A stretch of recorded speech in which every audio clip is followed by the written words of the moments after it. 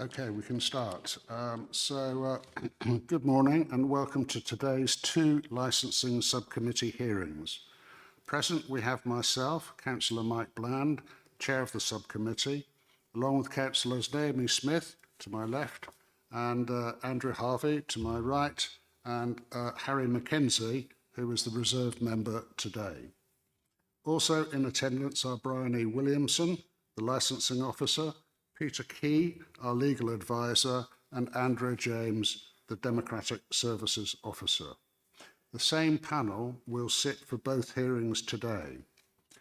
Just to inform you, we will pause for 2 minutes standing silence at 12 noon in respect of it being VE Day and in memory of those involved in that conflict. There is no fire alarm planned for today.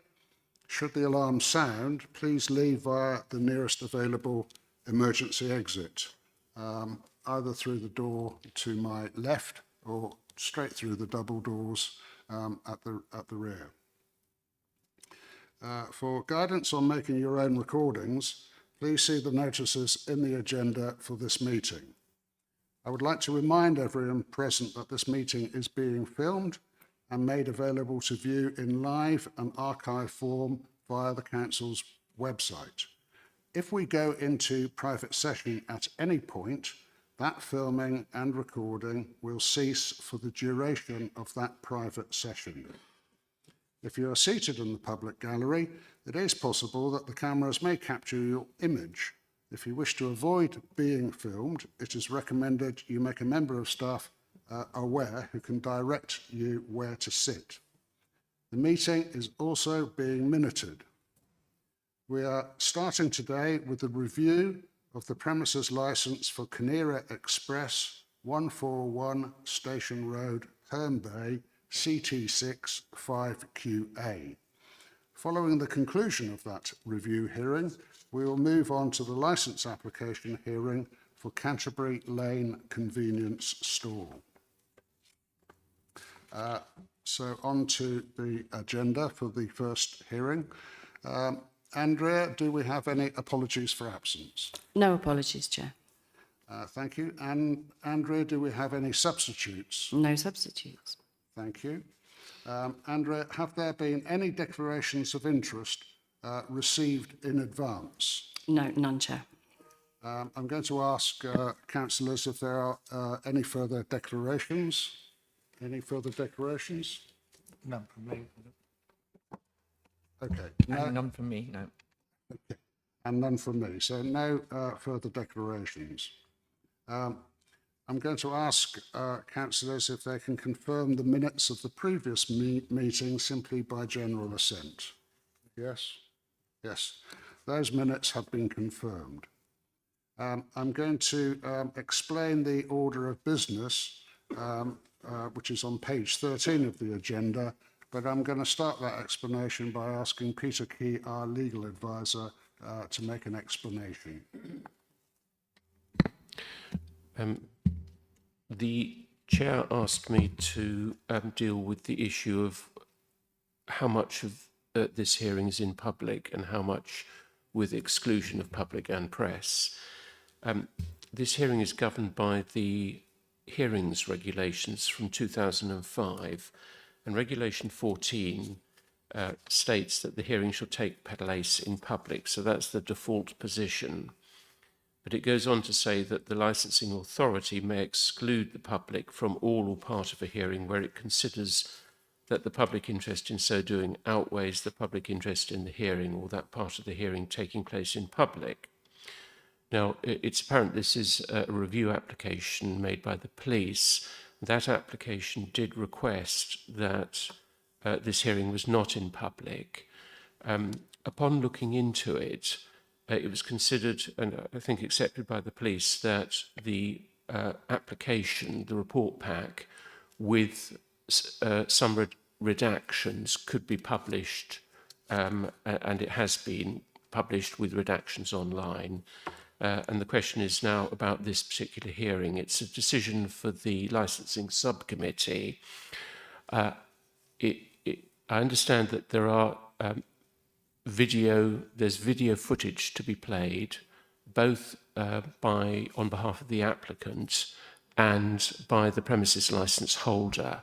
And I also understand that each video clip contains images of a child. And because of the desire not to have anything that could identify a child in the context of this hearing, my advice to the subcommittee would be that the press and public are excluded just for the period that those CCTV or video clips are played. So that's the issue of the exclusion of public and press just for those videos. I'd also advise the subcommittee to instruct those present that if anyone recognises a child by name or any other way that can identify the child, that they don't say that out loud at this hearing. Chair, that's my advice on that matter. Thank you. We agree to that. Yes. We agree to that, don't we? Yeah. Okay.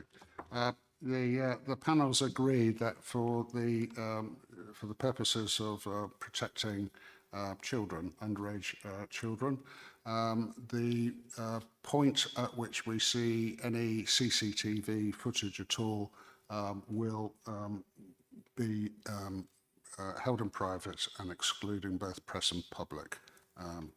Okay, so we'll come to that when we come to that point. On to item 6. Under the Licensing Act 2003, we're going to review the licence held for Kinneara Express. And I want to confirm that in addition to the panel and Canterbury City Council staff, the following people only are entitled to speak at this hearing. The review applicant, which is PC Danielle Rolfe, representatives or witnesses of the review applicant, the premises licence holder Akipan Balasubramaniam, I hope I pronounced that as best I can, representatives or witnesses of the premises licence holder, which includes Michael Keng, agent, and Duncan Craig, barrister. Those who have made a valid written representation or are representing such a person, that includes Oliver Jewell, Kent County Council Trading Standards, Diane Attenborough, Canterbury City Council Licensing Enforcement. So anybody else in attendance, which includes, I know, two other police officers, as well as another member of Kent Trading Standards Youth Harm Reduction, can advise, but they can't speak at this meeting. Okay. So we've had it explained about excluding public under the relevant legislation for the CCTV footage. What I'm going to do now is go straight into the rest of the agenda by starting, I reinforce the message of Peter Key, that if anybody recognises any child in the CCTV footage, please do not talk about their name or say anything that might actually reveal their identity, because that's about what we're trying to do here, protect children. So I'm going to ask the licensing officer, Brian A. Williamson, to introduce the application. So, Brian A. Thank you, Chair. So the application is for a review of the premises licence in accordance with Section 51 of the Licensing Act 2003. The premises is Kinneara Express, and the address was 141 Station Road, Herne Bay, CT6 5QA. And the applicant was PC Danielle Rolfe, Police Licensing Officer for Strategic Prevention Command, Licensing East Division, Kent Police. The name and address of the licence holder is Mr. Akipan Balasubramaniam, and his address is Canera Express. The current licence number is KEPR 00327. The hours that the premises is currently open to the public: Monday to Saturday, 8 a.m. to 11 p.m, and Sunday, 10 a.m. to 10:30 p.m. And the hours for the supply of alcohol off sales match the hours open to the public. So the premises is a shop with an off licence, and the summary of the application: following an investigation by Kent Police and validated by reviewed CCTV, a review of the licence at Canera Express has been called due to a case of underage sales, where a child aged 17 has been able to purchase 2 bottles of spirits from the store without any suitable challenge of age under the age verification process. Kent Police are grossly concerned of the suitability of the premise to be licensed for sale of alcohol and the impact associated with underage sales. There is clear disregard of alcohol laws, but also the indifference shown in regard to protecting children and likely others from harm. The ramifications of underage sales represent a serious detriment to young persons who have clearly learnt that such sales will go unchallenged at this premises. As such, it is the opinion of Kent Police Licensing that robust action must be taken to protect the children within our communities against such premises who woefully disregard their responsibilities to promote the licensing objectives. Kent Police request this review hearing to be a closed hearing to exclude press and public, as the evidence involves children under the age of 18. CCTV evidence will be used in the hearing, and therefore we must protect the family and the child involved. There is also a current active police investigation. In order for this investigation and details not to be interfered with, we further request a closed hearing. There were no representations from planning. The responsible authorities who submitted representations were Kent Police, Trading Standards, and as you'll see in Supplement 1, there was a representation from the Licensing Enforcement Officer, Canterbury City Council. There were no other representations from other persons. The Licensing Subcommittee is required to evaluate each representation in accordance with the licensing objectives, i.e. does the relevant representation address an adverse or a positive impact on the licensing objectives. The considerations for the subcommittee: they must have regard to the Council's Statement of Licensing Policy, guidance issued under Section 182 of the Licensing Act 2003, and any relevant representations. They must take such of the following steps in accordance with Section 52(4) of the 2003 Act as it considers necessary for the promotion of the licensing objectives: take no action, modify the conditions of the licence, exclude a licensable activity from the scope of the licence, remove the designated premises supervisor, suspend the licence for a period not exceeding 3 months, or revoke the licence. The licensing objectives are the prevention of crime and disorder, public safety, the prevention of public nuisance, the protection of children from harm. If a representation does not refer directly or indirectly to the licensing objectives, the licensing subcommittee may disregard the representation. And the considerations, just to highlight those again, are the Statement of Licensing Policy, the representations received, the Licensing Act 2003, any relevant case law referred to, Article 6B of the European Convention on Human Rights, Section 17 of the Crime and Disorder Act 1998. The associated papers are Appendix A, which show the premises licence and the plan of the premises. Appendix B show the blue notice that was put up after the review was called. And Appendix C are the representations. So that includes the application from the police, supporting documentation, and the representations. So we have 2 supplements. One is the representation from the Licensing Enforcement Officer, and the second supplement is an evidence bundle from the licence holder. And also just to inform everybody that councillors, the licensing officer and the legal team visited Canera Express this morning at 9:15 to have a look at the premises. Thank you, Chair. Thank you very much, Bryony. At this point, it is now necessary to go into closed session so that the CCTV footage can be shown. And I have to propose a resolution, which I do, and the panel has to agree it.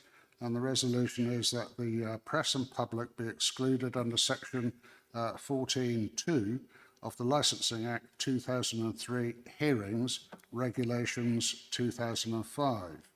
I propose that we do that, and I ask for the panel members' agreement. Yes. Yes. Yeah, that's agreed, Chair. Okay, thank you very much. That has been agreed. So I'm going to ask for members of the public and press to leave at this point.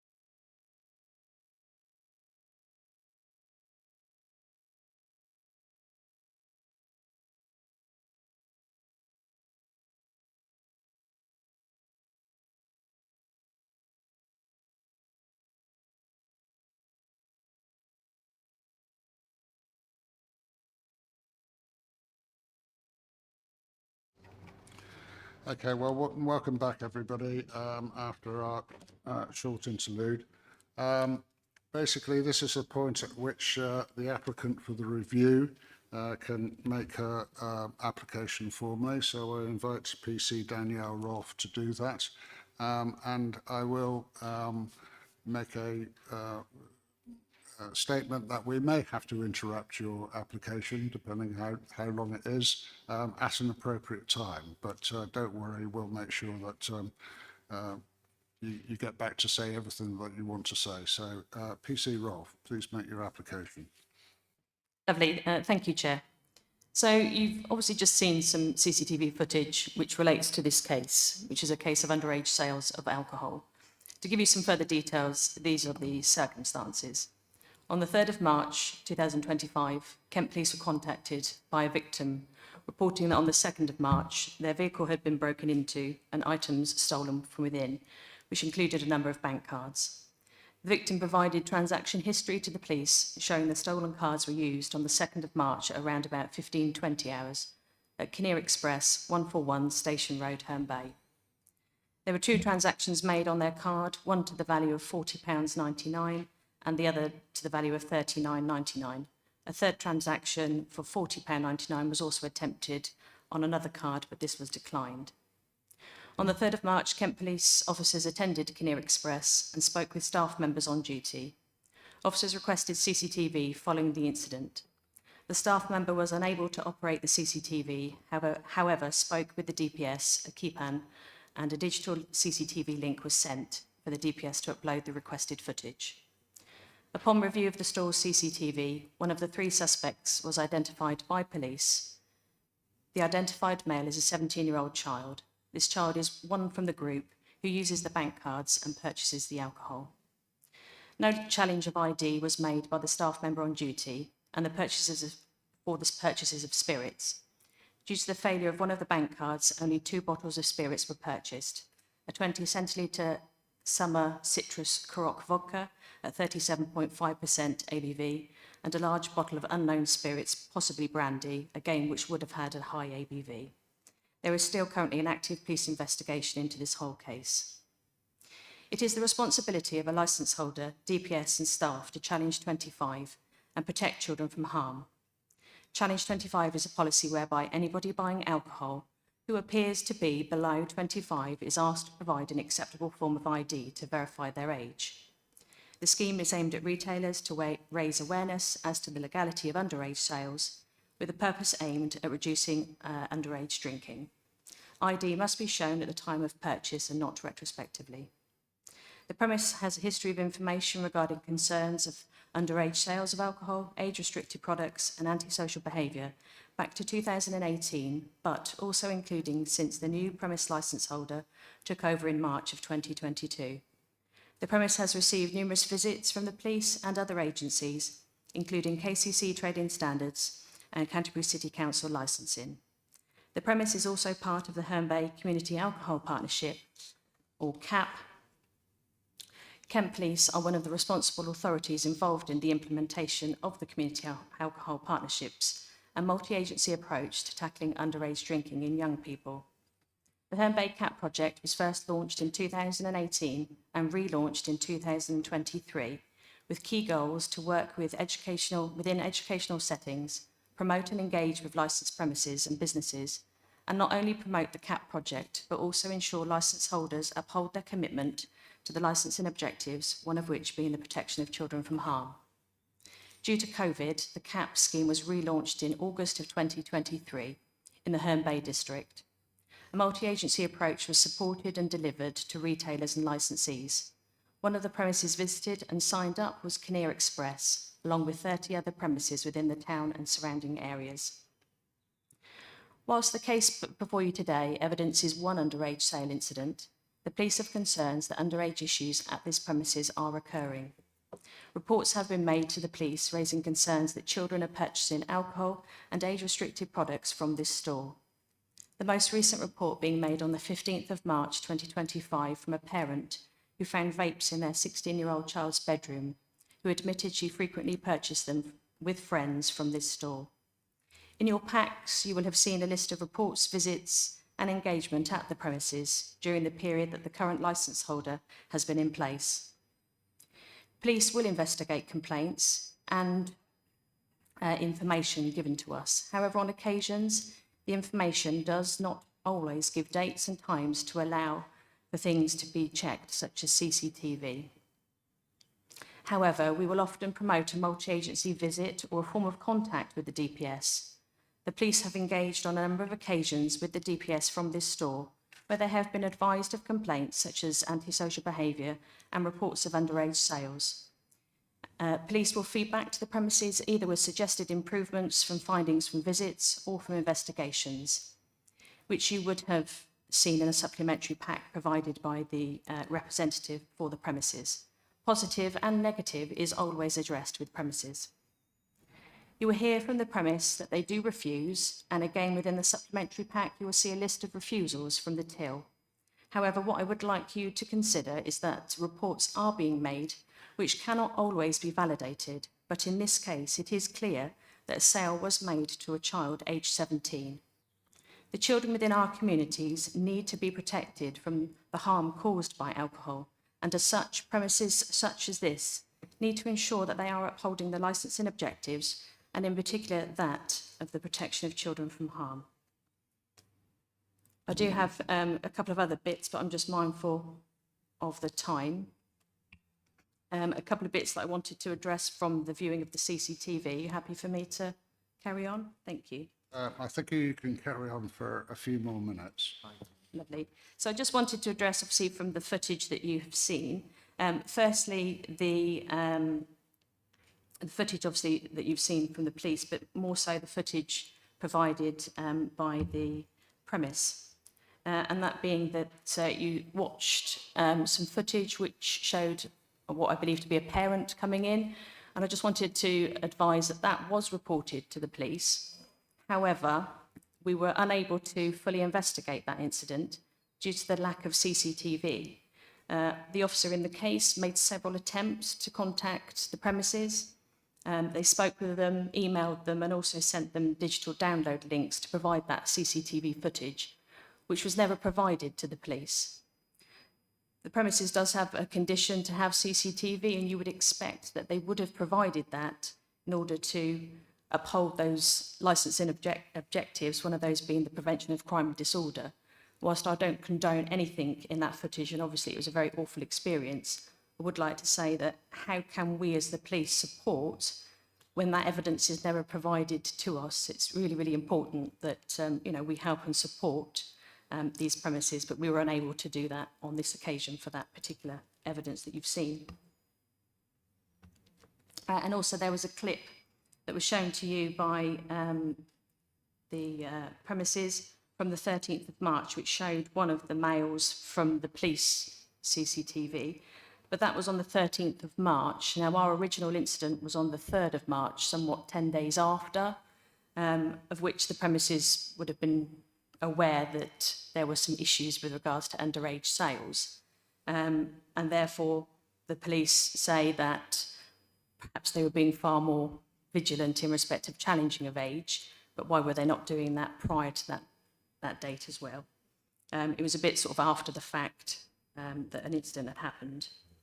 And then just in respect of the testimonials of the two people as well that you had seen, the police aren't questioning that it was, we aren't objecting to it. It was purely a question asked that would that normally be in the form of a representation to support, because we're unable to ask those people anything about the context of that information and why they've provided that detail to express, their support to the store. And then lastly, really, was just to mention that whilst there's some mention that the other two males in the footage perhaps were over 18, one of which being allegedly 24, are we saying therefore then that they're facilitating a proxy sale? Because there was clearly no challenge of age for the 17-year-old using the bank card. But if we're saying that there was others present that were of age to buy alcohol, number one, there was still no challenge of age, and secondly, are we saying that we allow proxy sales? Because that then therefore looks like what that is. That's it from me. I think that's about it, time-wise.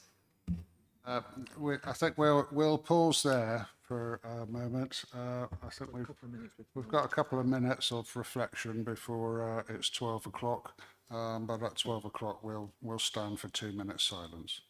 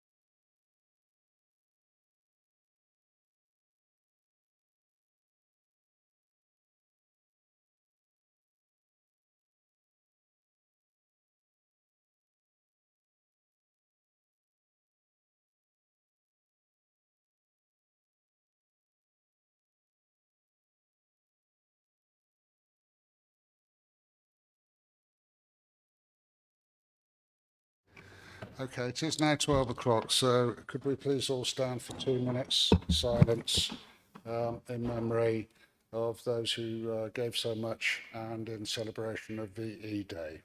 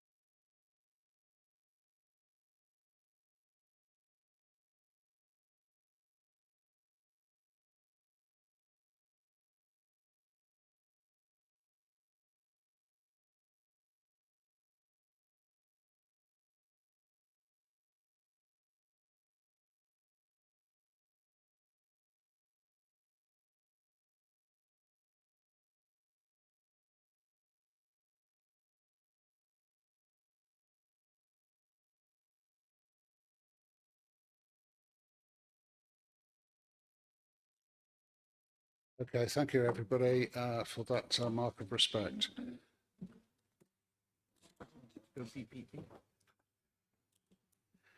Okay, we're still at the point of listening to the applicant for the review, but I think PC Rolf, you'd finished your application, or do you have anything else to add at this moment? No, not at this time, thank you.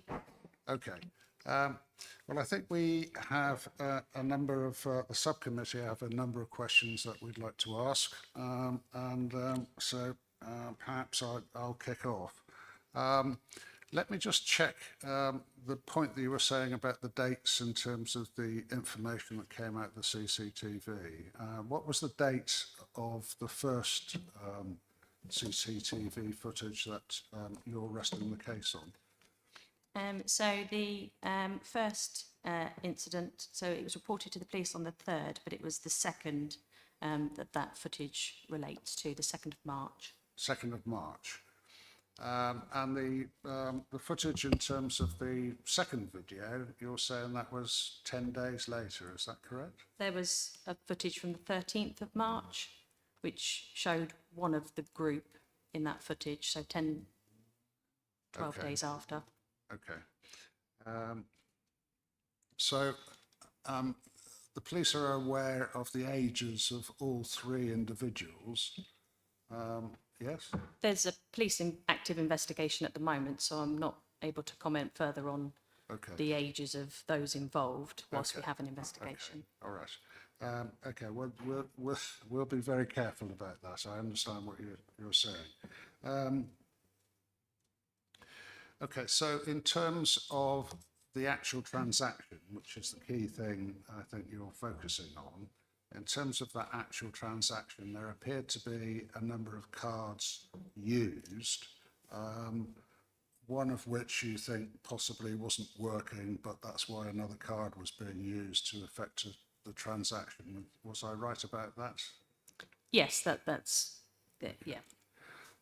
So it appeared it could have been up to 3 cards. I suppose my sight wasn't that quick about it, but it does seem to be maybe 2 or 3 cards. Would that be correct? Yeah, there was a number of cards that were stolen, and obviously, as you can see, a number of cards produced to make those transactions. Okay. And right, in respect to those cards, they were used until at such point, well, there seemed to be 2 sorts of transactions, one of which was seeking cash out the till for one of the cards, which in a sense isn't really a matter for us to consider. But the other one was a card was actually used to effect a purchase of alcohol. Yeah. That's correct, yeah. And can I be right? Again, just checking my memory here. There seemed to be 3 bottles of alcohol being used at one point. The member of staff seemed to take 2 bottles down and then put 1 bottle aside, and then another bottle was brought down. Was it just the 2 bottles, not the one that was put aside, that were purchased? Am I Yeah, correct from the about transaction history, that's correct. Only 2 in total, but there was a decline on one of the cards used. So somehow or another, however they're doing the purchases, yes. And let me just confirm, what kind of alcohol are we talking about in terms of those 2 bottles? So we know that one of them was Kurok vodka, 70 centilitre bottle, and that's 37.5% ABV. The other bottle, we don't know what that was, but it obviously looks like a bottle of spirits. So basically, in terms of evidence, as you're not clear what the other bottle was, we're talking about 1 bottle of alcohol.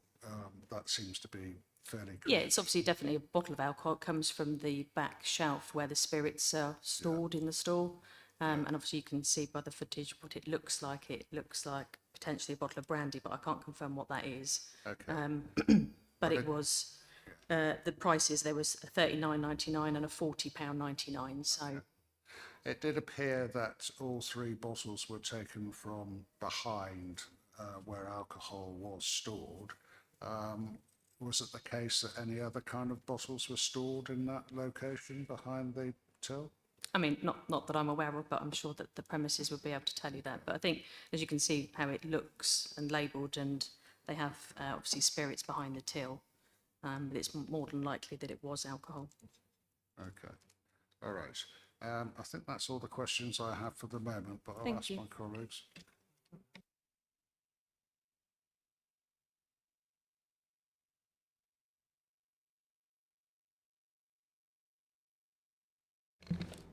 Just Got a quick query on the dates, really, because you mentioned that they might have tightened their procedures before the next footage, which was on the 12th. So what date did the police then go in? I know the incident happens on the 2nd and 3rd. Did you respond quite quickly to... Yes, so the incident was reported to Kent Police on the 3rd of March, which is when we went in, but the incident took place, it was reported to the police on the 2nd of March, and obviously they've gone in with less than, a day to go and make those inquiries around that evidence capture. Thank you. Sorry, that Andrew's questions wanted me to a bit of clarification. So the incident happened on the 2nd and it was reported to the police on the 2nd. And then the footage was supplied to you on the 3rd? The footage was requested when the officers went in on the 3rd. Oh, right. So the officers, it was reported on the 2nd, but you attended Kinneara on the 3rd to 3rd. investigate. Yeah, that's right. Thank you. Yeah. Thank you.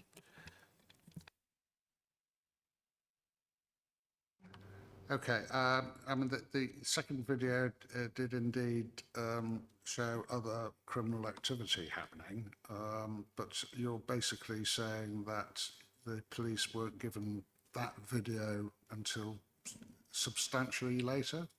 No, we've never been supplied that footage.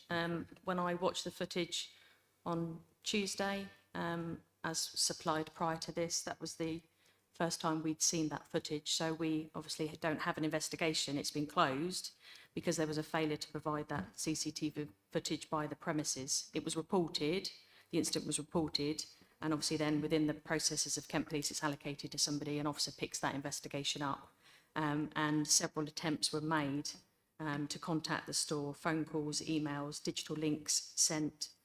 They spoke with people there as well, but the footage was never provided. So we were obviously unable to substantiate the report made or investigate further to obviously hold that person accountable, which obviously is a concern because we've not been able to assist that store in that prevention of that incident.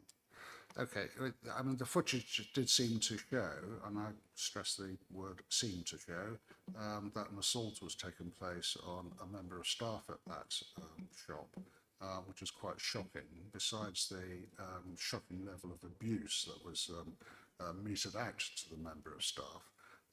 And let me just check that I've got this right. That was actually reported to the police, but you're saying the police didn't actually have the footage from the incident. Is that correct? Yes, that's correct. We were never provided with that evidence. But to it fully was investigate. reported on the day or the following I day? don't know exactly when it was reported, but it was reported to the police Okay. after it happened. Okay, all right. Okay, thank you for that. Yeah, just in respect of that one that we were shown later with the kind of alleged abuse incident. Obviously, it's much easier to understand what's going on when you have the sound on the recording. Is there a legal reason why we haven't got the sound for the earlier incident of the selling the alcohol, or was that just not offered? That was what was provided to the police, unaware that it has any sound, or why some have, some haven't. I can't answer that question. That'd be to the premise with regards to their CCTV system. Okay, any other questions? No questions. All right, okay, this is the opportunity now for the premises licence holder and or representatives to ask questions of the applicants. So, Mr. Craig? Thank you, Chair. And I'll try and be as careful as I can around a couple of the questions. Just first of all, the original, I understand from Michael, the review application that's before us is an amended version of what was originally provided. And I understand from Michael that on the original review application, it said that the three individuals in that footage were all under 18. And that's now been modified to say that one of them was under 18. Can we therefore take it that two of them are over 18? Obviously, there's an active police investigation, and I don't have those details of those other two to provide. Okay, well, let me ask this question. Why did you change it? Sorry? Why did you change it? What reason Because would I you have? can't validate their ages. I Right. don't have that information to provide as part of our investigation. Thank you. I'll be careful around too much specifics, but would it be correct? I made an assertion earlier about the birthday of the individual who was under 18 in that footage. I won't identify him any further than that. Was that correct? That the birthday is, as I said before, I mean, I can give you the date now, but if you remember what I said earlier. You want his date of birth? Well, I did say when we were in closed session when his birthday was. I'm just conscious we're not in closed session anymore. Oh, right. So you. Was he's that correct? He was 17 at the time. Yes, but I said about his birthday. We can go into closed session again if I need to ask the question in closed session. I'm just conscious about giving the individual's date of birth. I made a statement, Mr. Key, about what his date of birth was or when his 18th birthday is. Yeah, but Yes, I fully understand he was 17, but he's 17. He might be coming up to being 18, but at the time this no, happened, I understand that. I'm asking the question about when his birthday is to verify how close he was to his 18th birthday in March. But it's irrelevant. He was sorry? 17 at the time. Well, it's not for you to decide whether my question is relevant or not. I'm asking you a question about, Mr. Key, should we go into closed session so I can ask this question? I'm just conscious about I'm revealing. happy to provide a date of birth. Okay, if- can I if, just ask Mr. Key to give a view as it's been requested? To be helpful to know from the police if they think that the giving the date of birth would help identify this individual. I think possibly it could if his friends know his birthday. So I think perhaps to be ultra safe, yes. Okay, okay. I'm going to quote the same resolution as I did before, because there's a question here that has been asked, and we need to have an answer to, and it can only be taken in closed session. I am prepared to make a motion that the press and public be excluded under section 14.2 of the Licensing Act 2003 Hearings Regulations 2005, that we go into a very short closed session for the purpose of having that question answered. And I would ask that if there are any other such questions to be asked, that they're asked at the same time during that period of closed session. I'm going to close the session for 10 minutes. Okay. But no, yeah. Mr. Essen, would you mind leaving?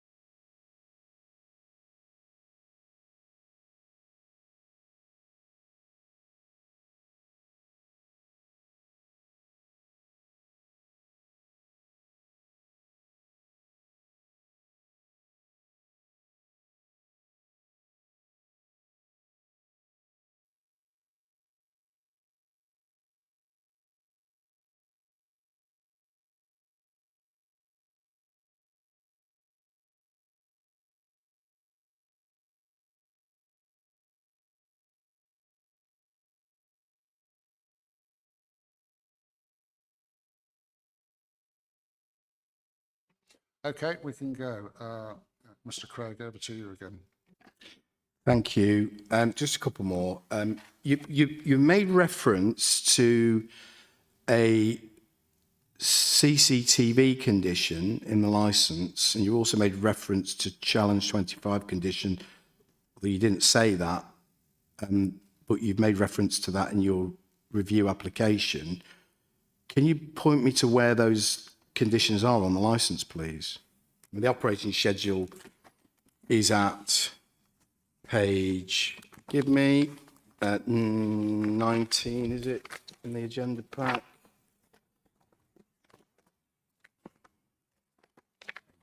18, sorry.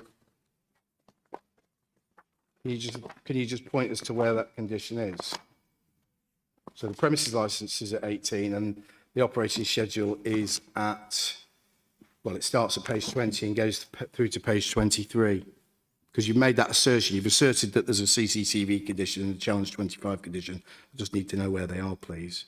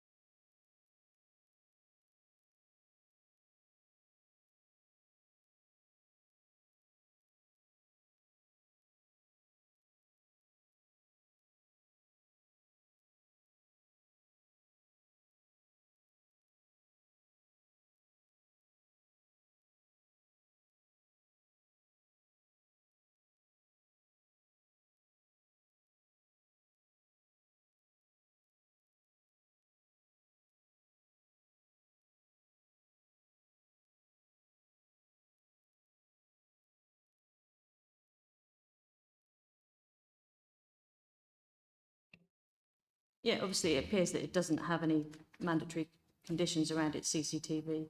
But Challenge 25 was obviously discussed with the premises under the CAP project.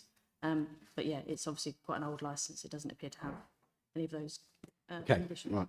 Thank you. Just dealing with the complaints that you referenced. So you've got one in December 24 and one in October 24 that you've referenced on, forgive me, sorry, page 35. Should have done that first.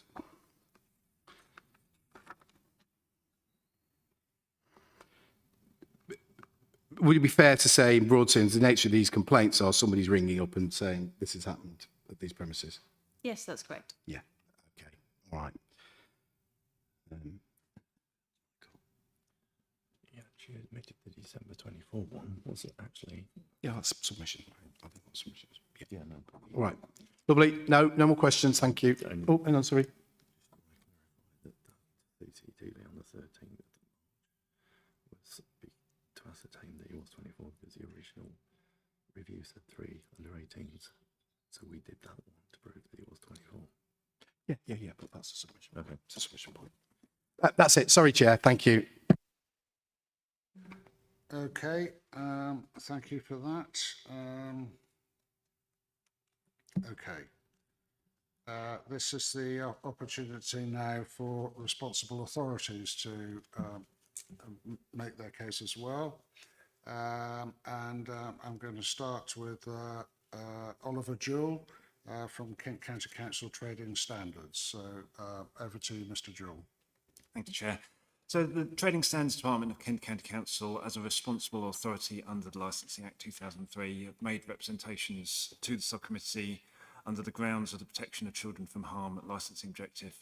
And we're making those in connection with the review application submitted by Kent Police in respect of the premises at 141 Station Road, Herne Bay. The contents of our representations mainly reflect from the records of our department, and they're not. Can I interrupt you for a moment? Just put your microphone a bit more nearer your mouth. That would be. Thank you very much. Carry on. Sorry, I was trying to avoid the feedback. And so the representations that we put forward mainly come from the records of the department and aren't wholly in connection with the footage we've seen earlier. So the shop that we know as Canary Express at 141 Station Road is within the Community Alcohol Partnership Zone for Herne Bay that has been operated by Kent County Council Trading Standards with the partners, the aim of which, along with Canterbury City Council, is to provide enhanced guidance to retailers within that given area, supporting them to prevent the underage sale of alcohol. One of the key pillars of the Community Alcohol Partnership Programme is retailer education, focusing on Challenge 25, where we've already heard a retailer will be asked to ID anyone who appears to be under the age of 25 as a buffer zone to prevent sales to minors. And some of the signage to do with Challenge 25 we saw in the CCTV footage earlier. There were posters sort of adjacent to the till, which act both as reminders to customers and to staff selling. Also, as part of the CAP programme, we advise on refusals books, being the logging of refused sales, which assist both authorities and the licence holders, and also we advise on training of staff. As part of the Kent CAP programme, printed material is distributed to retailers, including sample refusal books and training records to enable these to be easily recorded. I will note during the entire life cycle of the CAP programme in Herne Bay, we did have the change of ownership of the premises at 141 Station Road, which followed a previous incident of underage sales. And so I haven't gone into the history so prior to the new ownership's part of my representations. But just to clarify that the new ownership has received visits from partners involved in the CAP, including Trading Standards, which I'll go into detail, alongside some of the complaints that have been received by the service. So going back to February 2023, Trading Standards visited and spoke to the premises licence holder in response to receiving a complaint. The licence holder said at the time that he was always careful and therefore the alleged incident must have occurred elsewhere. At the time of the visit, it was found that the staff training was not being recorded, and so Kent Trading Standards Community Alcohol Partnership Pack was left, which again contained the template documents to assist the premises licence holder. In March 2023, another complaint was received stating that a 15-year-old had been buying vape products, which is a product also subject to an 18-year minimum age of sale, and that person had been buying them from the shop for approximately a year without ever being challenged for proof of age. In June 2023, another complaint was received stating that the shop had been selling vapes and alcohol to minors, and it had been going on for, quote, far too long. Again, in June 2023, a complaint was received stating that the sale of vapes were made to minors regularly between the hours of 4 p.m. and 8 p.m.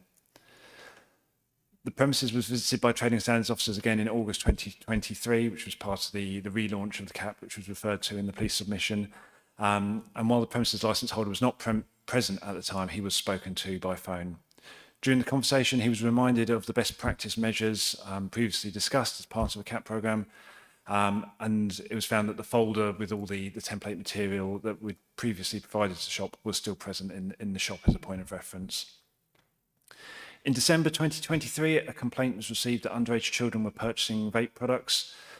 The complaint continued on that this was a daily occurrence with the young people often wearing school uniform. In March 2024, another complaint was received stating that the shop was selling alcohol and vapes to underage children, and in this case the complainant was concerned that her 13-year-old daughter had been sold vodka and a vape. An inspection followed in April 2024, during which 23 illegal vapes were seized from the shop due to being oversized and therefore unregistered for the UK market. Again, allegations were raised with the licence holder, to which the response was that young people were being told to say that alcohol that had been bought by those young people elsewhere, they were being told to say that these purchases were coming from his shop in order for those other shops to avoid scrutiny. In September 2024, a report was received regarding a 17-year-old who had been found in possession of alcohol. The complainant believed the alcohol to have been purchased from the shop. Also in the same month, another complaint was received stating that the shop never asked young people for ID and were not following the Challenge 25 requirements. A further visit was made by trading standards officers in that month, where once again the premises licence holder was reached by telephone. And again, in response to the allegations, the premises licence holder denied responsibility, stating that it must be other shops. Trading standards, for the avoidance of doubt, trading standards conducted a test purchase exercise in the area in July 2024, during which a test purchase was attempted from the shop. And that test purchase was passed. However, just do have to just stress that it's not uncommon for those who deliberately wish to avoid detection from such exercises to only sell to those who are already known to them. Now, I clearly can't say whether that is the case here or not, but it is just to say that test purchase exercises are just a moment in time and cannot reflect what goes on day in, day out at a shop. The number of complaints that trading standards have received, which appear to be unique, is one of the highest that we've received for single premises in the county. And therefore, when we look at it on the balance of probabilities, it would appear that the Licensing Act objectives are not being fully upheld. Taking the premises history into account, trading standards support the Kent Police application. The circumstances of the most recent incident were of great concern, allowing underage, and I've said individuals in my representation, but if it is in fact just the one individual, to buy a bottle of a high ABV spirit, which could pose a great risk to the health and well-being of the individuals. Throughout the engagements, the premises licence holder, throughout the previous engagements, the premises licence holder hasn't taken responsibility for the incidents, nor has evidence been provided to support any action or investigation taken on his part into the concerns that we've raised.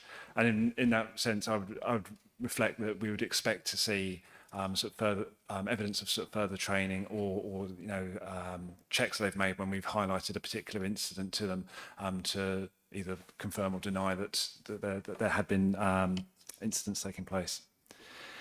In spite of the past test purchase, the volume of complaints combined with the incident leading to this review demonstrates to this authority that the licence at the premises is no longer appropriate.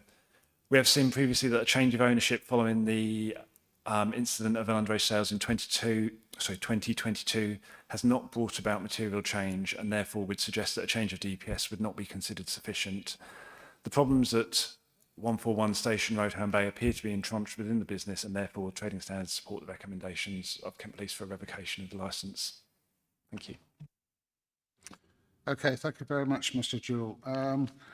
So it's opportunity for the panel to ask some questions of you, and then after that for Mr. Craig to ask questions of you as well.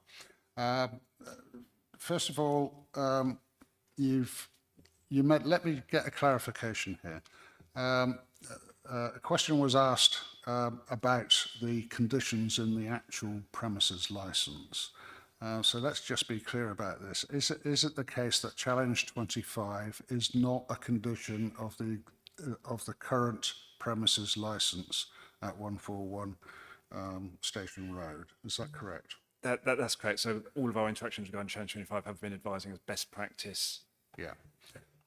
So is it also correct that actually having CCTV in the shop is not a condition of the current premises licence? That is correct, and again would be best practice, both with regards to underage sales and prevention of crime and disorder. So what we are clear about is that one of the things that is in the current premises licence is that alcohol should not be sold to anybody under the age of 18. Is that correct? Absolutely, no sales to under 18s. Okay.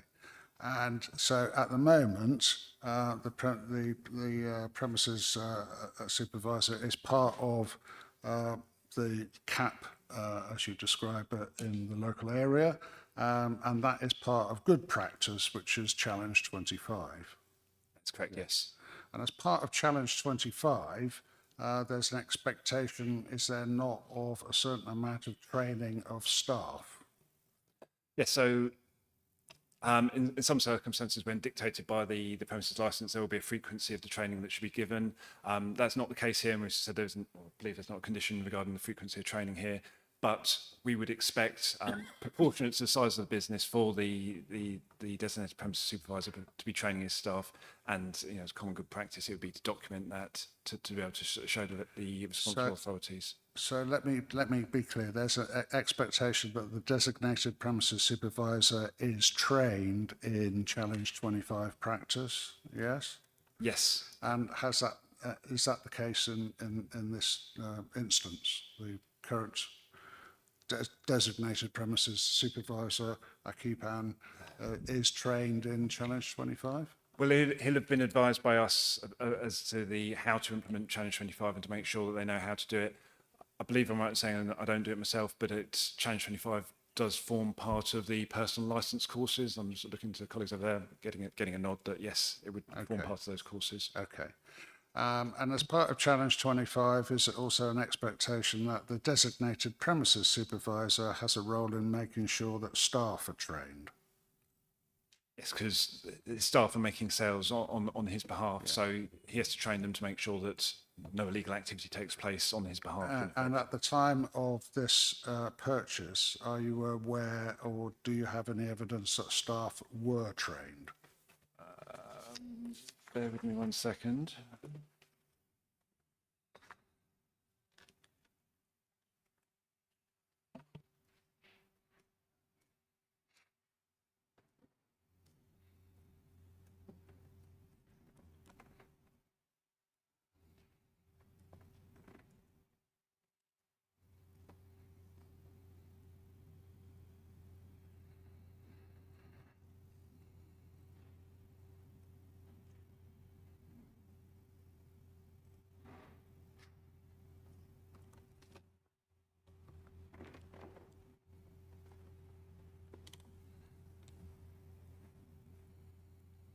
Bear with me. I just have to consult my colleague who carried out some of the visits. We don't believe there's any specific training records that referred to that training, but I'm aware that there could have been separate records to those kept in the folder. Okay, so far as you're aware then, there are no training records of staff on Challenge 25? Not that we've seen, no. Okay.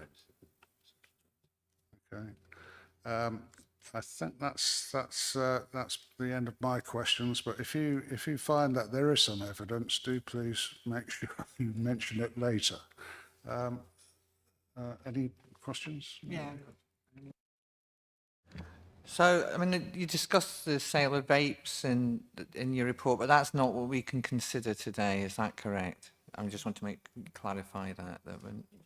That's correct, but as an age-restricted product, we're providing the same advice regarding Challenge 25 refusals training. And I know from the previous complaints in 2023 and 2024, and you also state that there's been more complaints. This is the most in the county on this premises. Was CCTV asked for to substantiate any of the previous complaints at all, or was any evidence? I mean, because I can't see, apart from the fact that you did the test, I can't see anything else that substantiates the complaints. Is there anything that can substantiate the complaints? Is what I'm asking. So obviously, without a condition to formalise the request for CCTV, we wouldn't have the automatic right to be asking for it. And without going too much into the makeup of the Trade and Standards Department, we have a large county to cover, so we'll more often be dealing with these as a matter of advice as opposed to trying to investigate something that's been reported to us. We would more use that as information as a basis to carry out our own test purchases, which are then in a more controlled environment and of people who we know are of a set age. My main reason for highlighting those to you, and as with the video clips of the customers, you can obviously sort of draw your own weight according to them, but it is just the fact that we have to take on balance what we have in front of us. So I wanted to follow up then, because were the complaints from different people, or were they all from a small cohort? I'm just trying to establish if there's something else. Thank you. Yeah, and so that's why I say, because we don't speak with the complainants personally, but the records and the names and addresses are all unique. So to the best of my ability, they are unique complaints. Yeah.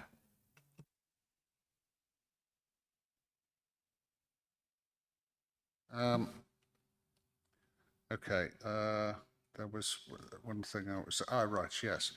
So let me just confirm, you've made one attempted test purchase there that the premises passed. Have there been any other attempts for test purchase at all there? We haven't done any since then. The incident which was under the previous ownership in 2022 was one of our test purchases. Yeah, I mean, purchases with previous ownership are irrelevant for us, but I just wanted to make sure. So it's just the one which they did pass. Okay. Okay. This is the point where Mr. Craig, you can ask questions. Thank you, Chair. So just I think you've covered some of them to be fair, Mr. Jules. So just you've got a complaint in March and June 23 and December 23, another complaint in March 24, and then you talk about a report. Is that the same? There's no distinction between a report and a complaint. Are they amount? It's another way of saying a complaint. And so just so we can understand, you say you don't speak to them. Is there some sort of online form they fill in, or?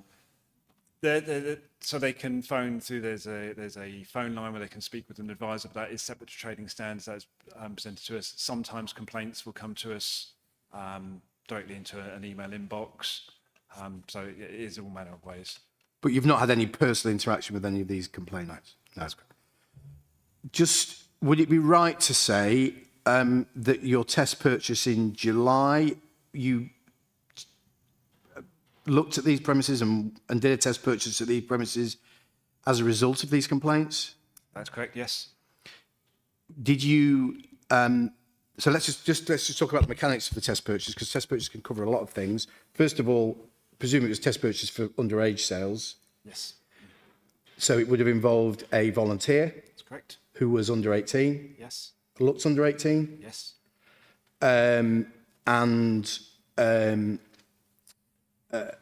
It was part of a number of test purchases that you undertook on the same day. That's correct, yes. Did they all pass?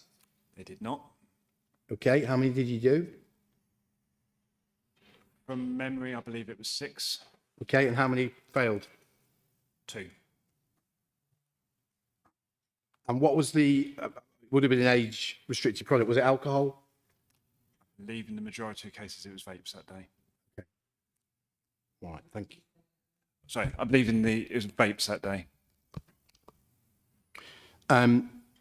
Would you accept, give you a chance to answer this, would you accept that evidentially a test purchase has significantly more probative value, evidential value, than somebody calling up and making a phone call and making an allegation? Is that fair? Yes. Okay, thank you. Did you ever, in the course of, look, I know you, nothing I'm going to ask now is intended as a criticism. I am all too aware of the job I do, how much pressure, resource-wise, trading standards, possibly more than any other section in the council actually are under presently, and that's only going to get worse with the new legislation that's going through. But did you ever consider discussing with the premises a minor variation to their licence to put some conditions on there so they had a framework to operate from? Minor variations aren't something normally that trading standards would be involved in. That'd be more, we should leave that in the hands of the police. But I suppose to answer your question, no, it's not something that we've brought up with them. All right.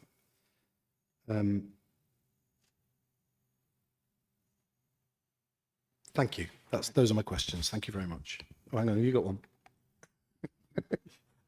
If I could just clarify a point, as a qualified trainer and delivering the personal license holders course, I could confirm that all that we are instructed to do under the syllabus of the APLH course is to deliver information about the legislation of alcohol.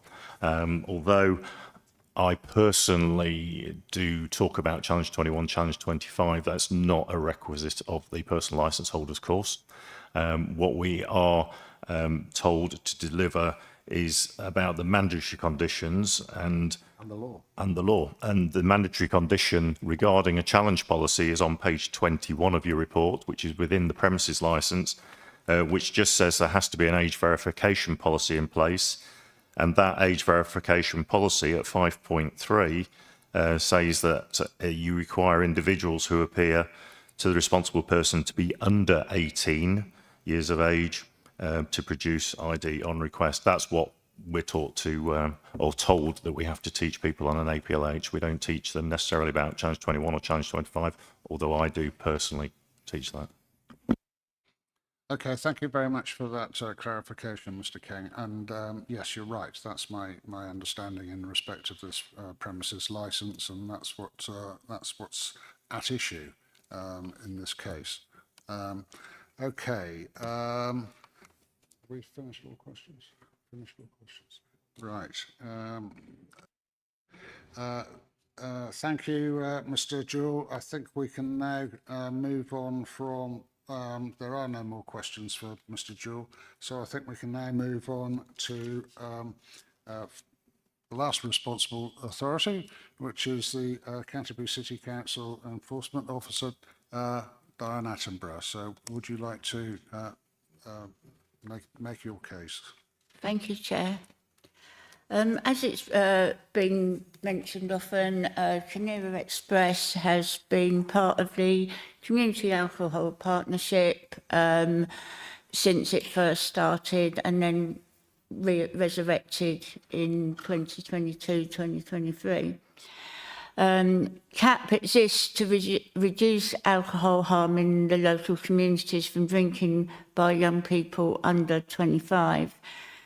Its particular emphasis on preventing underage drinking. Herne Bay has been quite prolific in underage drinking, so particular for the CAP was made for Herne Bay to try and help this.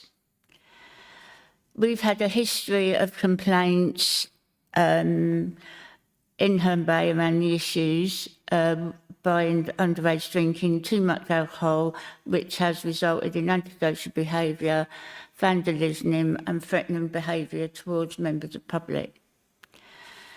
The premises at 141 Station Road has been part of the CAP since it commenced in 2017, even though we are aware that it changed hands in 2022. Several joint visits have been carried out with trading standards and the police licensing team, where advice was given around the sale of alcohol to underage children and proxy sales. In March 2022, the premises and the DPS was transferred to Mr. Akipan Balasubramaniam. In May 22, my colleague Susan Geneva and myself visited the premises, and my colleague followed up with advice. This was the fact that there were no staff training records, and it was explained to the DPS about training the staff, and he needed to make sure that the staff were aware of their responsibilities under the legislation covering age-restricted products. Training should be repeated at regular intervals, and in all cases this must be documented and evidence they have been trained, and advice was given to contact trading standards if he needed further help. He was asked to display a Challenge 25 poster on the door. The red coloured poster will stand out more than the existing no ID, no sale sticker, and a photo was attached for his reference. We noticed that there was stock without pricing, and he was advised that he needed to make sure that his stock had price labels. He did mention that he was going to change the layout, which I'm not sure that has been done. My colleague did ask for him to reply to the email. He responded to the email with photos attached showing that he had displayed Challenge 25 posters. Canterbury City Council has received a history of complaints around the sale of alcohol to under 18s and children hanging around outside, and complaints of children sitting on the wall opposite drinking alcohol, resulting in antisocial behaviour and littering. Licensing enforcement officers carried out visits to which the DPS advised that he is aware of his responsibility around the Challenge 25. He denied that he or his staff would sell to underage. Further advice was given around the refusals being recorded. In March 2024, a visit to the premises was carried out by Kent Police Licensing and local authority officers. The DPS was not present, but was spoken to on the phone by the police licensing officer. The issues found were Part B of the premises licence was not displayed, no records of staff training or refusals. The police officer was advised during the telephone conversation that the till does have the facility to record and print refusals, but unfortunately the member of staff was not aware on how to carry out this procedure. In February 2025, Canterbury City Council received a further complaint from a nearby resident that there is ongoing antisocial behaviour for the same group of teens loitering outside their home who pester people to buy them alcohol, vapes and cigarettes from 141 Station Road. People keep agreeing to buy these items, which as we know is a proxy sale, and as such, these teens visit the area regularly, usually between 6 p.m. and 8 p.m. On several occasions, they throw the litter, etc., and residents have been subject to verbal abuse.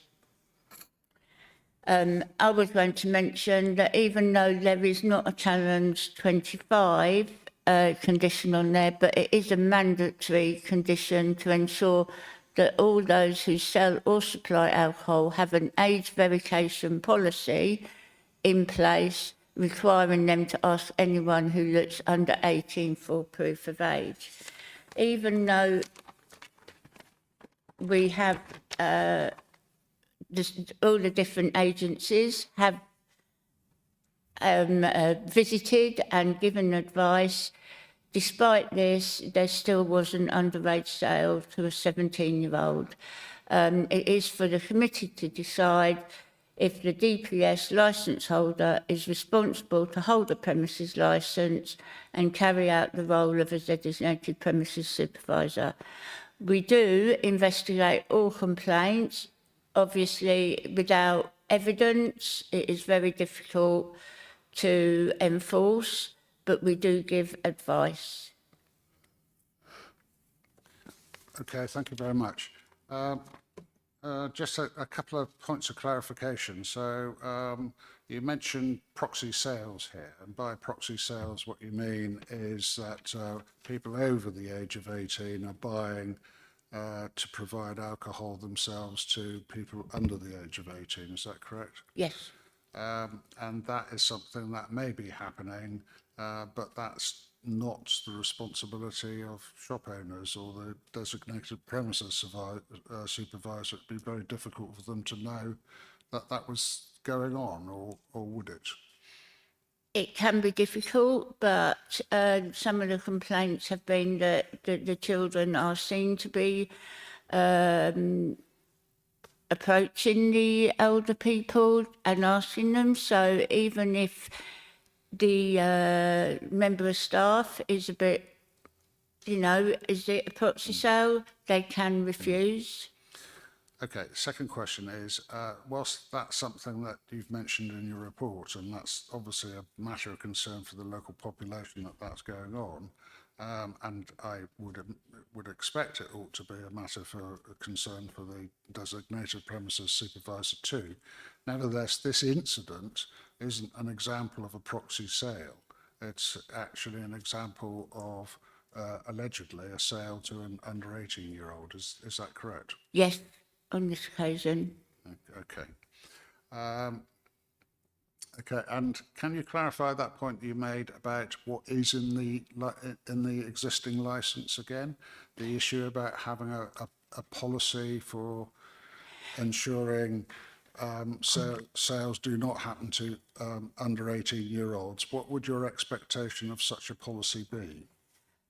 I would expect them to be able to provide refusals, and that they, if we asked what is their policy, they'd be able to say what their policy is and at what stage do they ask for ID and what ID they ask for, as it is a mandatory condition. Okay. And are you saying that the experience of licensing enforcement is that that doesn't always happen in this case? Is that correct? Yes. Okay, that's the only questions I've got. Thank you. It's in the paragraph that you talk about that you had received a complaint in February 2025 that there's basically teenagers hanging around on the wall outside somebody's home near 141 Station Road, because they are trying to get people to go and buy alcohol for them. So, to me, that seems like there's the underage not selling to young people is happening because they're trying to get somebody older to buy the alcohol for them. It's, so it becomes a bit of a difficult, dilemma, this, doesn't it? Yeah, I understand that. But we have also previously had complaints where they are selling to underage. Oh, okay. And this was February 2025? This was February 2025, which this came through to our community safety unit, but then it was passed to us because obviously there was concern about the under 18s. Okay. Thank you. Okay, you say that went to community safety unit. Are you aware of any action that community safety unit have taken in respect of that feature of behaviour around the premises? No. So that might be something that might happen in the future, perhaps? Yes. Okay. Okay. I think we've finished our questions. So, Mr. Craig, have you got any questions? Okay, thank you very much.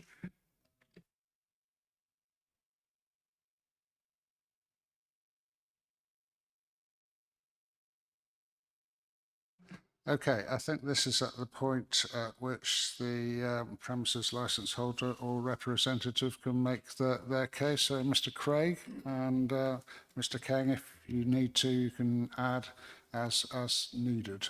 Okay. I strongly suspect he will, Chair, but I'll try and have my say first.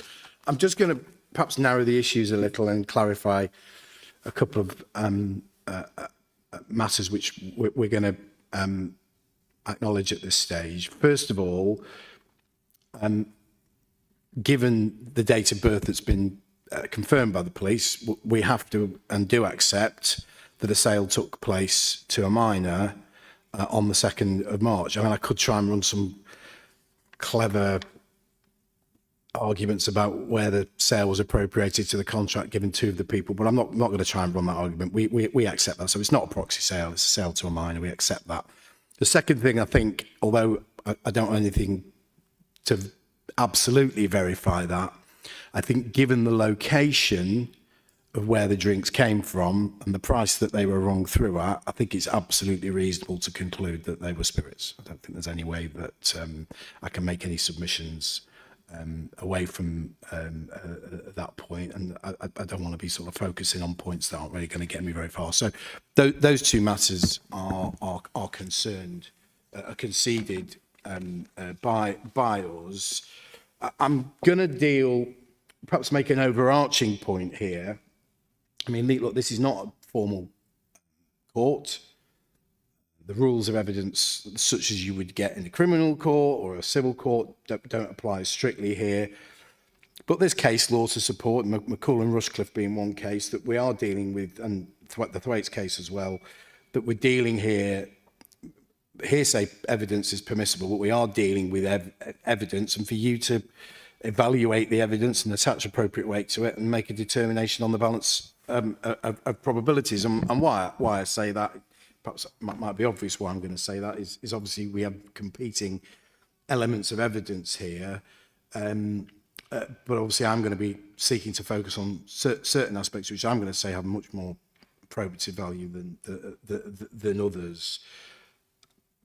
I'm firstly going to ask you, if I may, to turn to the premises licence, which is contained at page 18 in the agenda pack.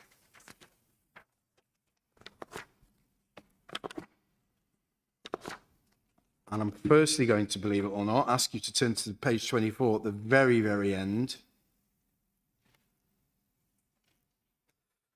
And you can see there the licence was granted on the 24th day of November 2005. And you perhaps may be wondering why I'm focusing on that. That was actually the day that the Licensing Act 2003 was brought into force. And so this licence, clearly, firstly, one could reasonably expect predates the current Licensing Act, so it would have been enforced under the 1964 Licensing Act. But then please invite you to then turn back to page 23, the previous page. And you can see under Annex 2, conditions consistent with the operating schedule. Well, there aren't any. So there are no non-mandatory conditions, and I'm grateful for responsible authorities to concede on that point. So what that means is, firstly, this licence has never been reviewed previously. It's never had submitted a minor variation, or at least certainly not in terms of any conditions on the licence. It may have been subject to one in relation to the plan, although I suspect not. I'm now going to ask you, please, to turn to page 21.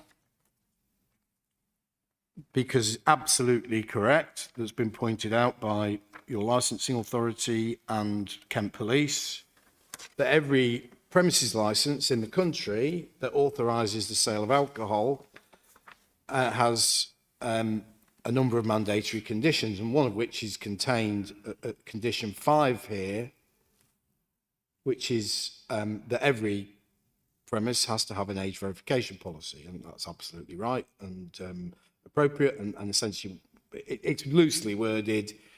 It leaves the management of that up to the licence holder, but they basically got to check people are 18 and above, and that certainly the policy it then stipulates, so it does mandate in some respects, it does require the person who appears to be the responsible person to be under 18 of age, or such older age as may be specified in the policy, and I'll turn to that shortly, to produce on request before being served alcohol, identification bearing their photograph, date of birth, and either a holographic mark or an ultraviolet signature. Well, we all know what that means. That means, in practical terms, a passport and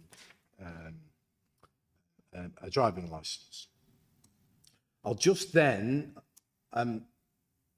just point out that the offence of selling to a minor is contained within section 146 of the Licensing Act, which is an offence which the maximum sentence is an unlimited fine. For some reason it says level 5 on here, but level 5 doesn't exist anymore. It's an unlimited fine, quite rightly, understandably. And there is a defence under section 146, where it says where a person is charged with an offence under this section, I'm going to read the part out that I'm going to seek to rely on, by reason of his own conduct, it is a defence that nobody could reasonably have suspected from the individual's appearance that he was aged under 18. So that's a sensible, it's not a case of, for example, in the United States. In the United States, that's why people always get ID'd. There's no defence to serving somebody under the age of 18. It's a strict liability offence. But here in the UK, in England rather, we say that if somebody reasonably looks over the age of 18, that is a defence. Now, I'm not going to suggest that the individual on that footage absolutely looks like they're in their early 20s. but I think it's a point that's worth making at this stage, that this is not somebody who looks like they're 14, 15.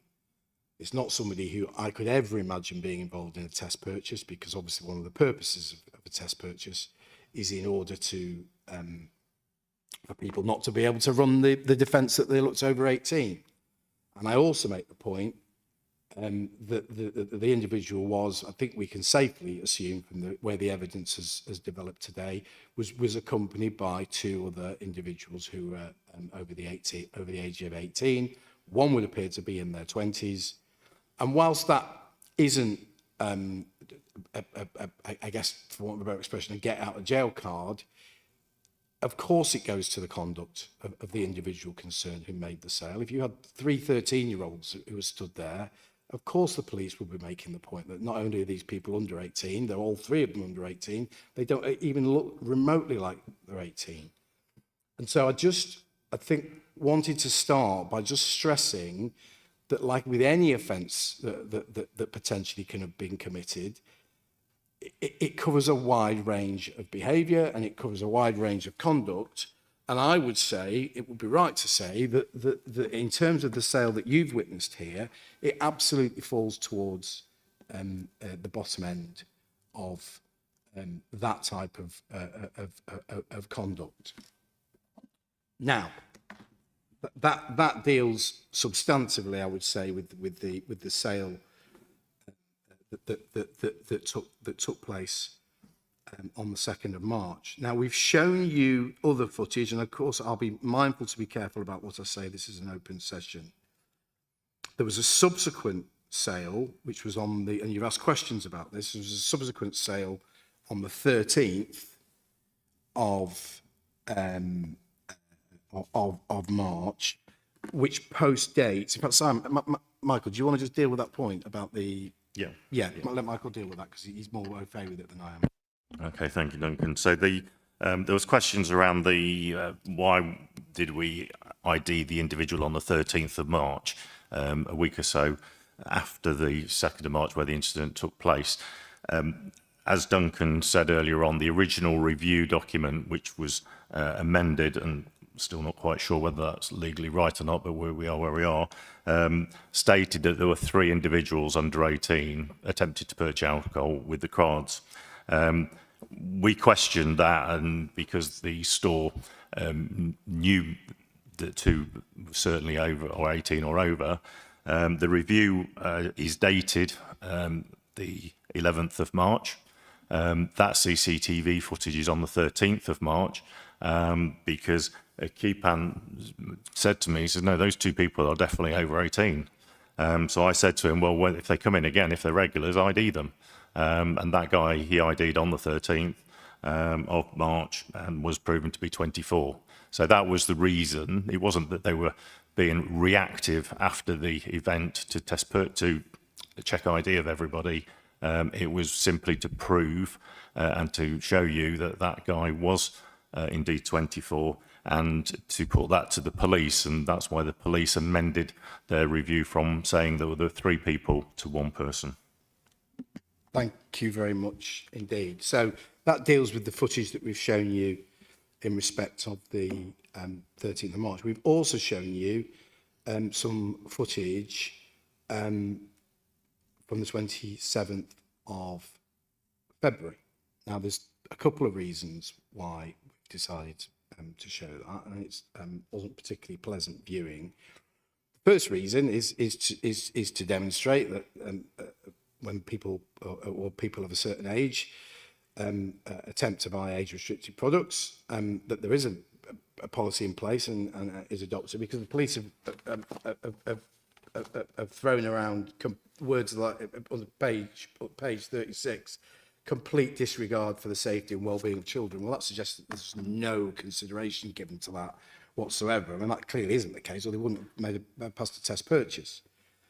So the first purpose of it. But the second purpose is this, and it's a broader point, but it underlines when kids buy age-restricted products from places where they shouldn't, and products that they shouldn't be buying, and they are confronted by their parents, I don't think it's outlandish for me to suggest that most of the time they ain't going to tell the parents where they got it from. for lots of reasons. Fear of reprisals, because they want to continue purchasing those products. And that's clearly, based on the footage that we viewed, that's what's happened there. Because you can clearly see, within half an hour, that individual being refused the sale of an age-restricted product, and then we saw the unfortunate way that father dealt with it. He was clearly angry. I don't think anyone's going to argue with that.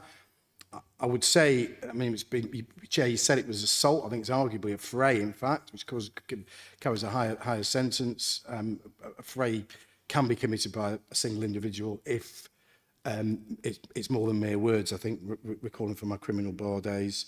So I just make that point that underlines the wider point I'm seeking to make, which is evidentially you are being asked by these responsible authorities to rely upon anonymous calls that are being made to the premise by people we don't know who they are, we don't know what their motivation is, we don't know what the quality of the information that they're being provided is, we don't know if they're competitors, we don't know if they're people who've been refused a sale and bear a grudge.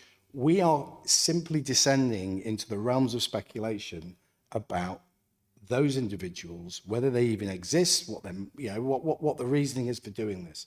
We know nothing about them, and so I'm going to respectfully suggest, in the context of all the other evidence that's before you, you cannot place any meaningful weight on those allegations.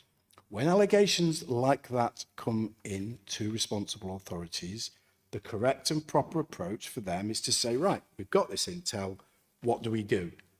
And the answer to that question is they conduct test purchases in order to verify in a way that will stand up in a court of law, in a way that has probative and evidential value, whether the allegations that are being made are true or they are not. And that is what Trading Standards did. That test purchase was passed. And it's worthwhile commenting and noting, I didn't make a follow-up question about this, but they conducted 6 test purchases that day, and 4 of them passed, including my client, and 2 of them failed. And I don't know what happened to those premises, and I'm not seeking to comment on that, but I just make the point that in terms of scientific approach to whether this license is promoting the licensing objectives, the one occasion where that's occurred in a controlled environment that's been overseen by a responsible authority, they've passed.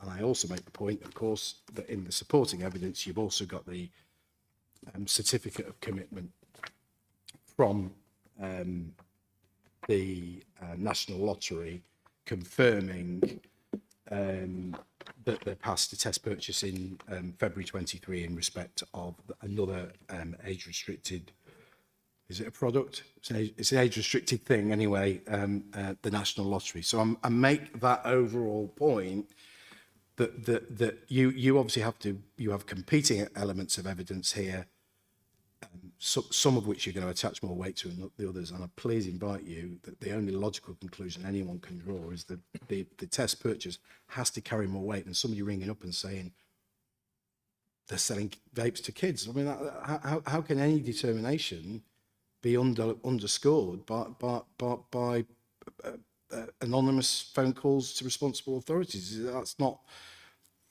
an appropriate or proper way to approach these things. So I make that point in the context of the footage that you viewed. I'll deal with the license holder himself, because the suggestions he obviously that he is in some ways not suitable to hold a license. Just to make the point, first, he's French. He came to the UK in 2017. He had a cousin in Sheffield and went to live up there. He got a personal license, and you see that's in the papers that Michael's provided, in 2019.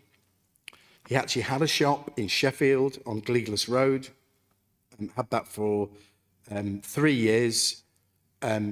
Struggled to make no issues with the responsible authorities. Licence wasn't subject to any regulatory intervention, no reviews, no failed test purchases. He couldn't make that shop pay. had horrific problems with shoplifting there, and as a consequence moved down here, and this licence was transferred to him in March 2022. And he's held that licence since. So he's held this licence for 3 years, and during that time, obviously we were here today, but in terms of regulatory intervention, form of regulatory intervention, obviously that's been not occurred until this review application was submitted in March of this year. I'll just go through, if I may, the supporting evidence that's been provided. So you have the certificate of commitment. A strange way of putting it. You've passed your possessed purchase, but there we go. That's what that's what lottery elect to call it. That's at page 2 of the supporting evidence that you've heard. You've got the past test purchase as well. You've then got the refusals logs. You can see, if you just turn to page 4 on there, please. Just to make the point, I didn't go through these line by line, but I did look at the first page, and you can see on there you've got Lambrini strawberry. I mean, arguably someone should be refused to sell, no matter how old they are, for trying to buy Lambrini strawberry, but there we are. You've got about, I don't know, a tenth of the way down, Raw Classic rolling papers. You've then got halfway down Sterling, which is a cigarette brand. And then you've got sort of, I guess, 3/4 of the way down Crystal Lemon Lime, which is a vape product. So I'm just making the point that the refusals are in relation to a number of age-restricted products, not just the sale of alcohol. And obviously you've got a lot of those refusals. And I know that you saw the refusals, the written refusals book, which Michael's asked them to just sort of do as a double layer.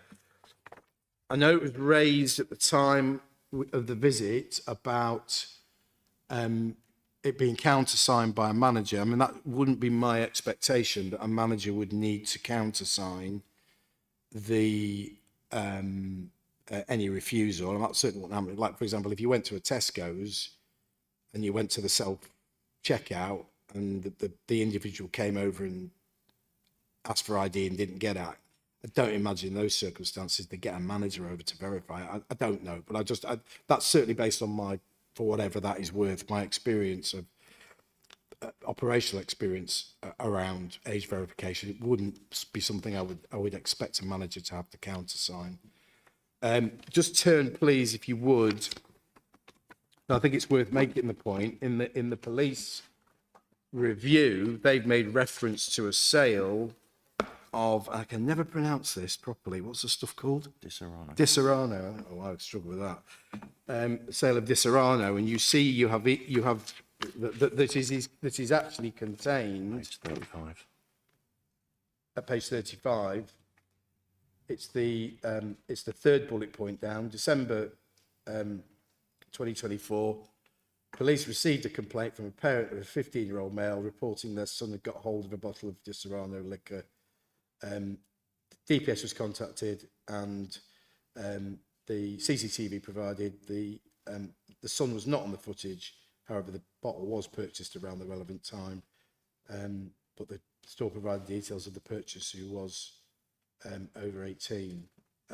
Just make the point that there's email correspondence here, so I'm struggling to understand why the police have included that, because there's email correspondence there between Michael and Danny that essentially she seems to be satisfied that the sale didn't take place. So that's an example of where a complaint's been made, and actually when it's been drilled down below the surface a little, it's actually become apparent that a sale to a minor hasn't taken place. So there's 2 points I make in relation to that. One is that's evidence that these allegations can't carry any particular weight, but it's also evidence of the premises assisting the police and cooperating with the police in order to get to the bottom of an allegation that's been made.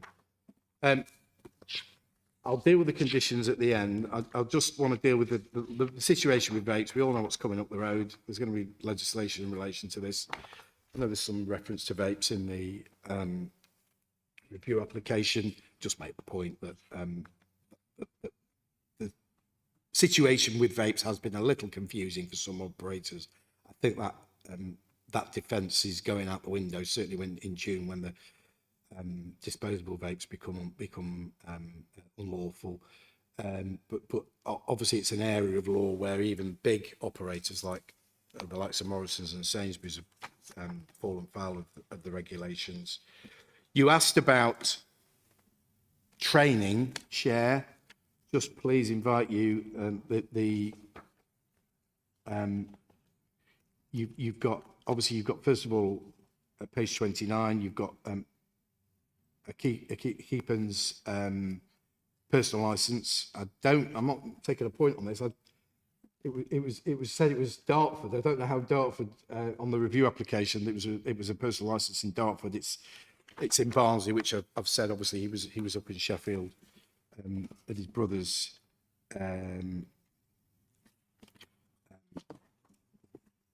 His cousins originally, and then his own shop. Just in terms of, I was slightly so you see Stidgens, who's here, who sits at the back, and you've got Ramesh. Both did the course on the 25th. This is the personal license holders course. They did their personal license course on the 25th of March, and they passed. The certificates were issued. I was slightly wrong earlier on. I said that they'd done the course on the 1st of April. That's wrong. They did the course on the 25th. They were issued on the 1st. I just looked at the date of issue and assumed that's when they did the course. So so in terms of training, that's about as fresh as it's going to get. Within a month or so, they've done the relevant course. And I have to say, well done to your licensing authority for issuing 2 personal licenses. I don't know another licensing authority in the country that would have issued them that quick. So well done there. So they both are now personal license holders, and those licenses were issued on the 4th of April. So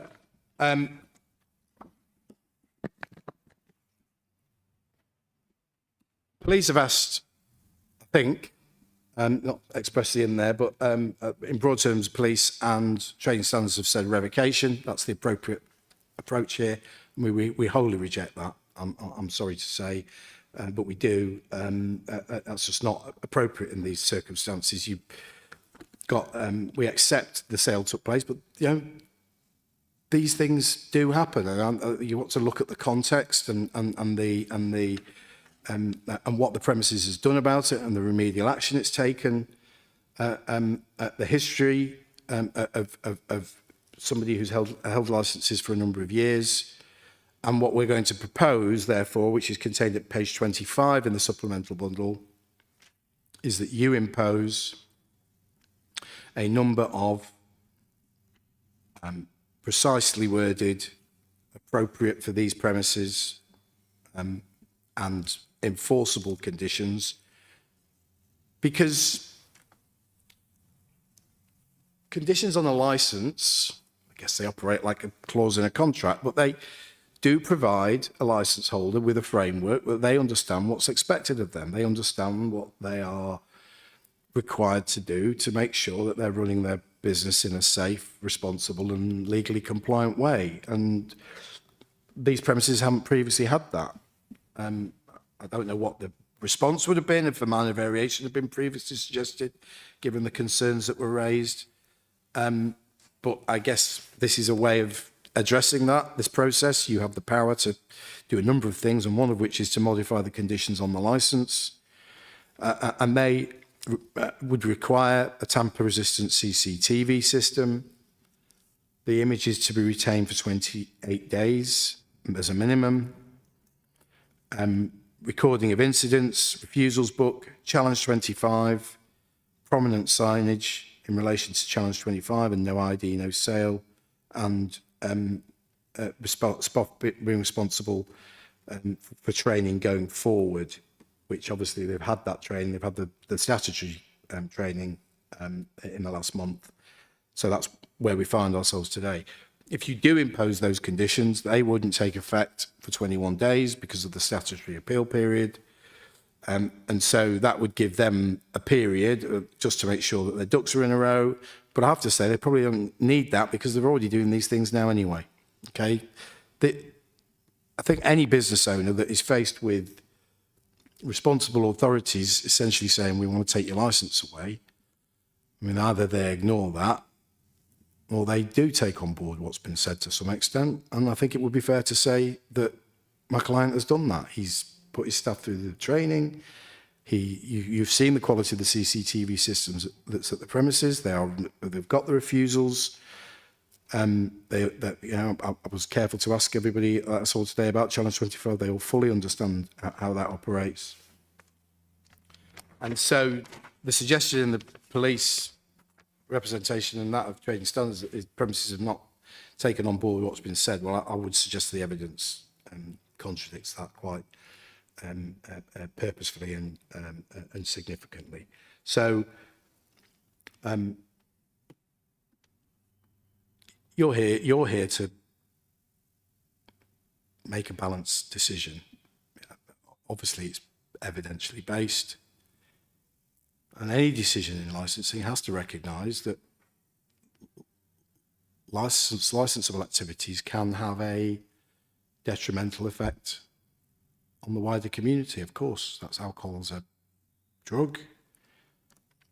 It causes people to behave frequently in a way that's antisocial or can cause a nuisance. Obviously, there's concerns around a number of matters that relate to a licence. But equally, it's a balancing exercise.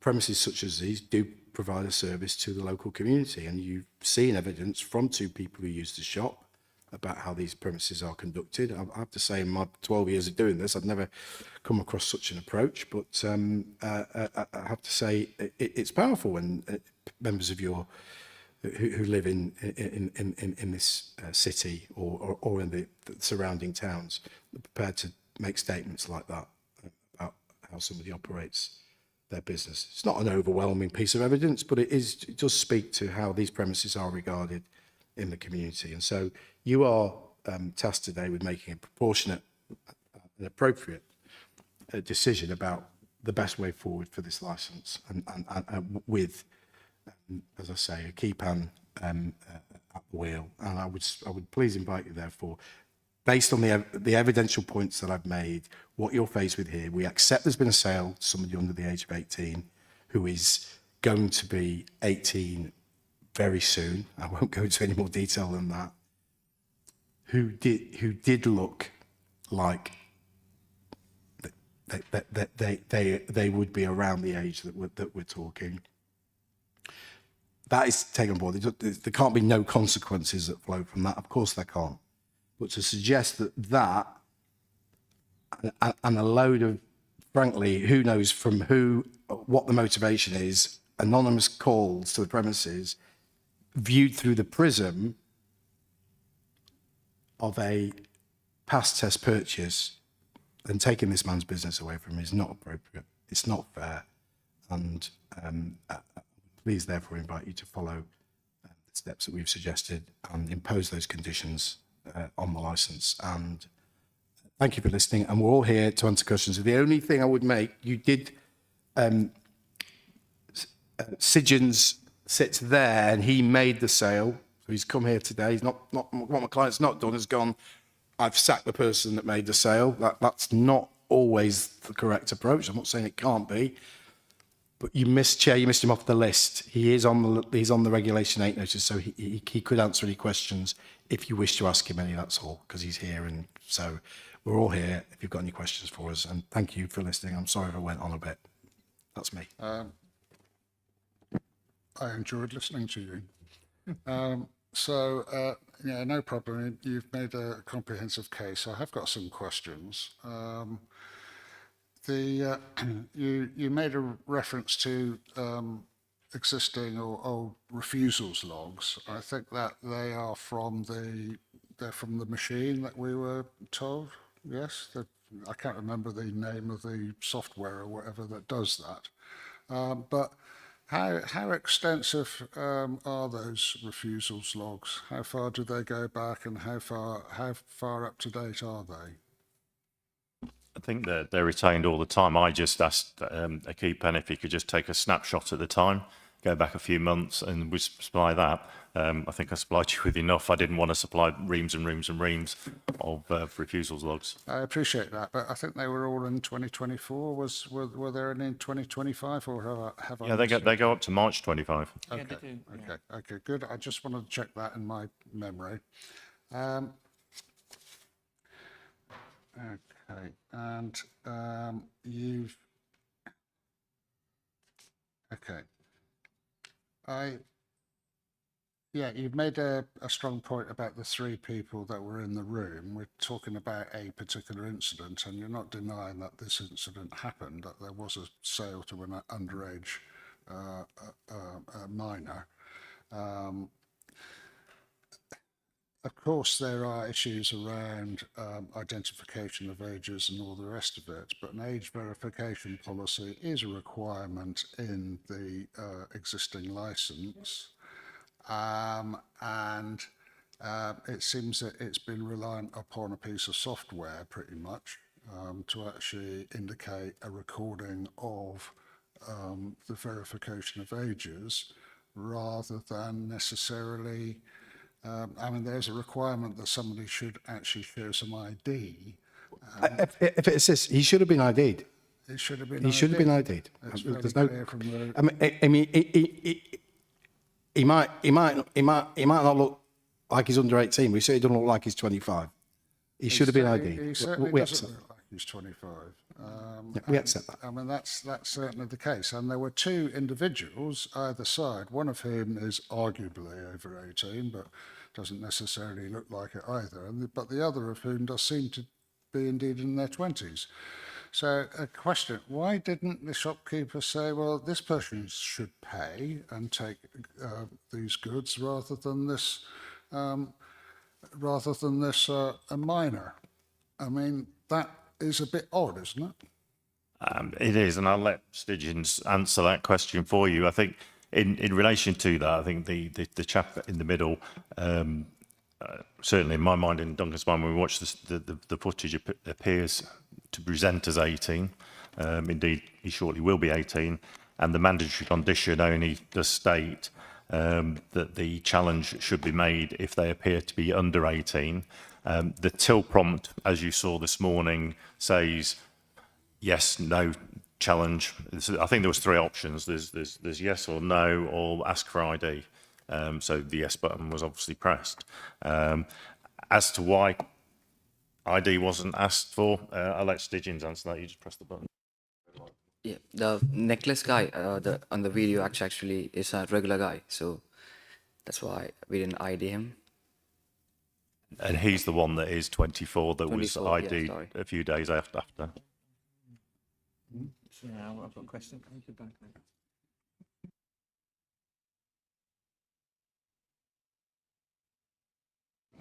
Okay, could you repeat that? Because we weren't quite clear quite what you said. Sorry. I thought you were asking about the guy with necklace, sorry. What I was asking was, basically the guy who paid for it, who we now know and it's accepted was under the age of 18, how come you didn't ask him for ID, or how come, if you suspected that he was under 18, you didn't suggest that you could sell it to a guy who was clearly in their 20s? Actually, I was a bit in a situation after the incident, actually. So I was actually scared soon after. Like, whenever somebody comes to the shop, I was actually nervous and I was scared since the threatening was bad and I was physically. So you felt threatened, is that Yeah. what you're saying? Yeah, after the I incident. think that was in relation to the incident that you saw where the father came in in February. Following on that the week before, when was a day before, well, Okay, 3 days beforehand when that incident happened, where the father came in threatening. So the incident with the father was before this purchase, 3 days before. 3 days beforehand. So you were feeling quite threatened by people coming into the shop, some with minors, some of whom were older, quite clearly so, and you felt intimidated. Is that what you're saying? Yeah, I was always scared actually after that. You were So scared? like, yeah. So he was just threatening coming, and he said he would be coming and just smashing the shop and all those stuff. Okay. So All right. Okay. And is that why you didn't ask this under 18-year-old for ID? Because you were scared? not really. Like, I was out of my mind at the moment for a You were- while. sorry? I couldn't like think anything for a while. Soon after the incident. You weren't concentrating at that point, is that what you're saying? Yeah, it's been like it has been 3 days after the complaint actually, but nothing happened. So just Okay. All right. Okay. And I think it's fair to say that the chap that was off the screen to the left, one we identified later on as being 24, was the one that was asking for the alcohol. yes, So he was asking the underage guy to request this alcohol. Right. Okay. So you kind of knew that the alcohol was being requested by a guy who was old enough to pay for it himself legally. yeah, the 24, yeah. And yet you provided it to somebody who was under 18. I never know he was taking it actually. He just pointed at it and just. So maybe I think on the video you see the other chap that was 18 or over, he walked off with the alcohol. So the yeah. 17-year-old No, I that can see paid, that. although I he can did see pay that. for it, and we're not saying he didn't pay for it, Yeah. he didn't walk off with the alcohol, didn't ask for the alcohol. Fair to say that there were more moving parts in that scenario than you'd normally get in a test purchase situation, for example. There were a lot of moving parts, that's entirely true. There was a toing and froing and all the rest of it. So I understand that, and I'm not going to really explore all of it. But I would want to ask, I'm going to say Akipan, I hope you don't mind me using your first name, but I'm going to ask of Akipan, either you can tell me yourself or through your representatives, given that your staff are in this situation that we've just heard, what kind of support are you providing them to actually deal with this situation? Deal with an underage sale or deal with the threatening behaviour? Well, dealing with a situation where basically there are underage purchasers coming into the shop, either by themselves or accompanied with people over the age of 18, in a situation where when a staff member is feeling under some degree of threat from a previous incident, what kind of support are you giving staff in this situation? I think prior to this, the support or the proof of the support is within the refusals logs that we provided from September 24 through to March 25. So there is a level of training there that they are refusing sales at the store, and I think the as soon as Akipan contacted myself, I told him that we were holding this personal license holders course in March at the Yarrow in Broadstairs. So it was a full day course. It wasn't an online course or anything else like that. And because both Stiggins and Ramesh was the chap that was in the store this morning when you went there, both had to sit there and listen to me all day. And I did apologise that I kept picking on Stiggins all day because obviously I was aware of what happened. But to drill in, not just to those two, but the other 13 people on the course, the seriousness of an underage sale and all the licence and objectives and upholding the licence and objectives. So I think in terms of what Akipan does to support them, there was no hesitation when I said to him, well, we're doing a course in a couple of weeks' time. Do you want to send them to Broadstairs? Come and sit on the course for a day. No problem. Put them on there. Here's the details. And they were enrolled on the course straight away.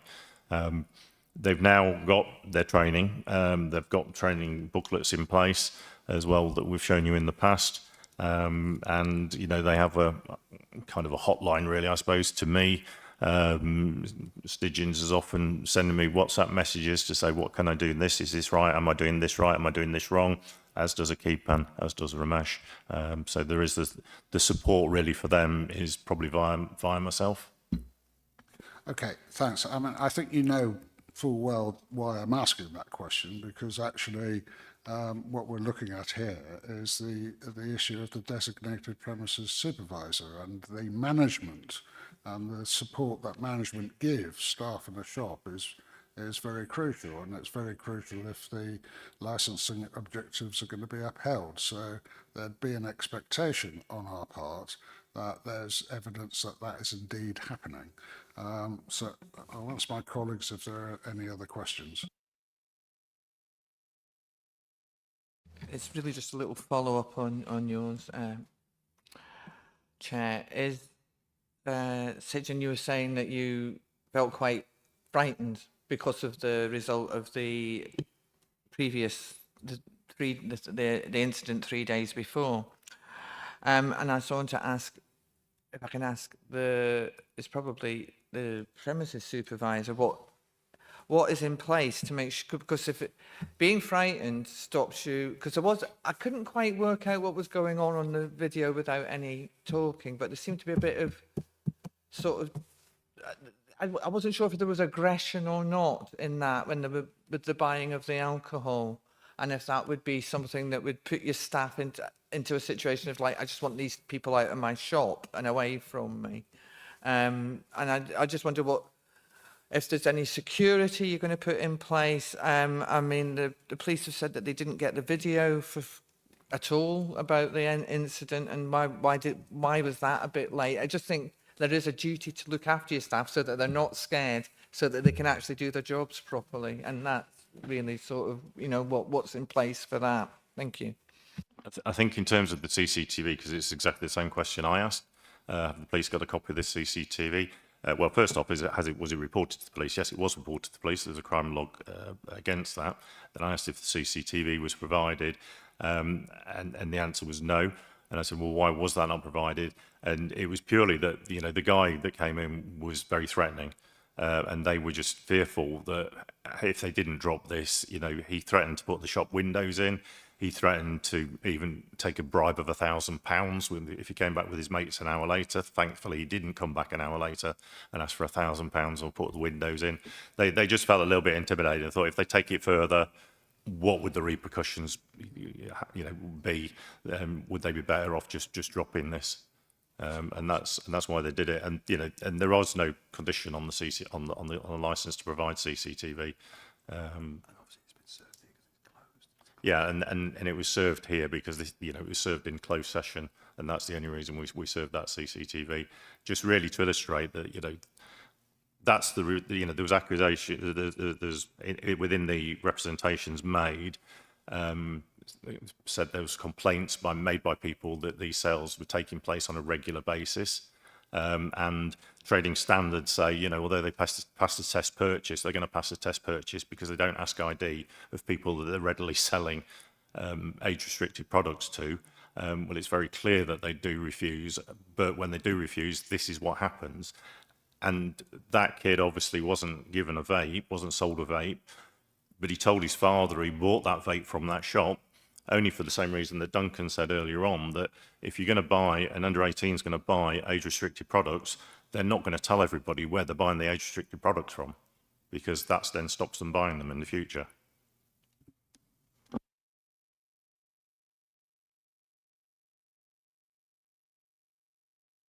Yeah, thank you for all of that, but I don't think you've answered how you're going to make, how the premises supervisor is going to make sure his staff feel safe at work, because his staff didn't feel safe at work, the problem happened of the underage sale, is basically what I'm getting. Yeah.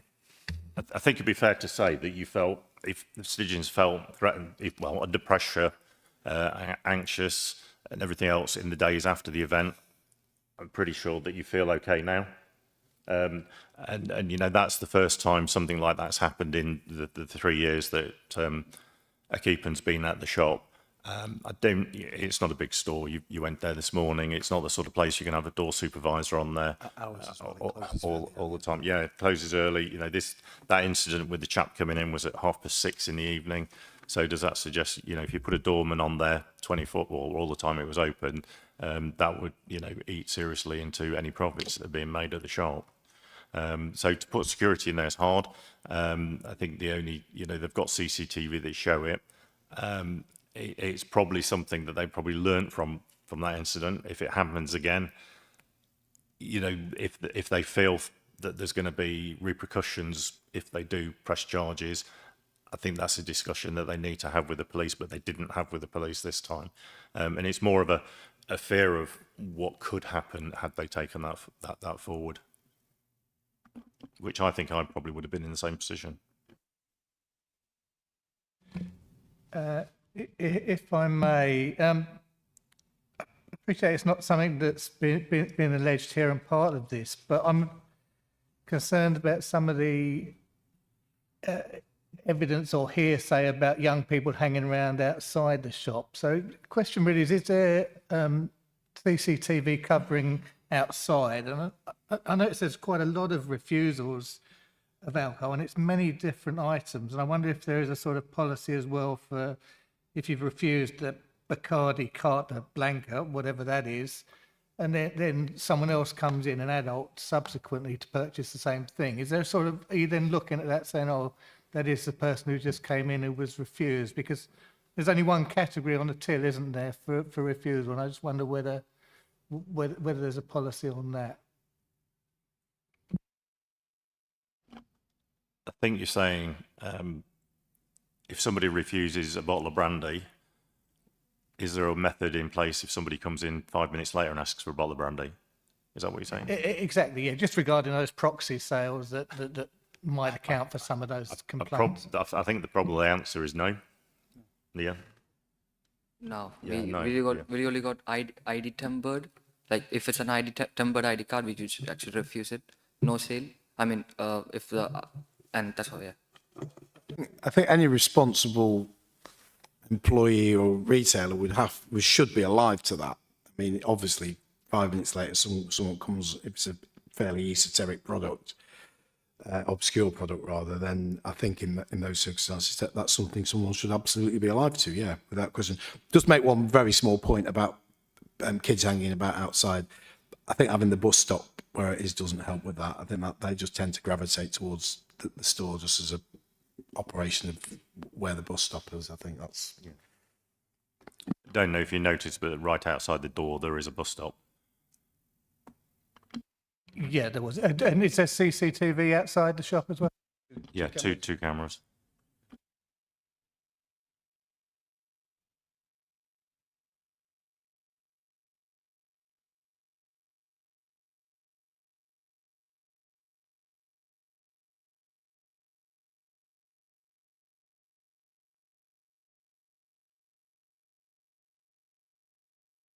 Okay. I think we finished our questions. So this is the opportunity for PC Rolf to ask any questions as she's the applicant.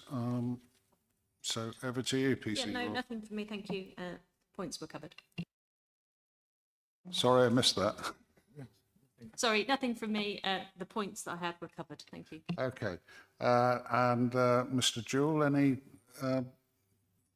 questions? No, I'm okay, thank you. Okay. And Ms. Attenborough, any questions? No, thank you. Okay. Right then. So, PC Rolf, this is your opportunity to summarise your application, and then after that we will go away and consider. Okay. Yep, thank you, Chair. Obviously, you've heard the evidence put forward to you today and the information provided by ourselves, along with the support from Trading Standards and Canterbury City Council. So it's really just to advise that this case was brought forward because of the underage sale element, and still stand by the fact that we need to protect the children within our communities around these types of sales and the harm that alcohol does have on young persons as well. and say that we have done a lot of engagement with the store, as you've seen through the evidence today. So it's really just for the committee to make the decision as into the suitability of what you feel is appropriate today. Thank you. Okay, thank you very much. I know we've spent quite a lot of time on this, but it deserves the time, in my view. We're going to go away and consider our thoughts, but I think, in fairness, we ought to give... hold on a moment.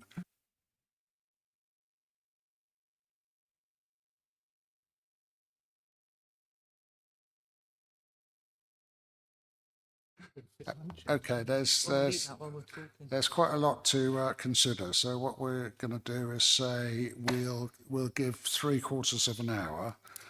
So if you would mind coming back in 3/4 of an hour time, or whatever you want to do, we'll be back then with our conclusions. Okay. We'll retire. So we're going to retire now with Mr. Key. Thank you.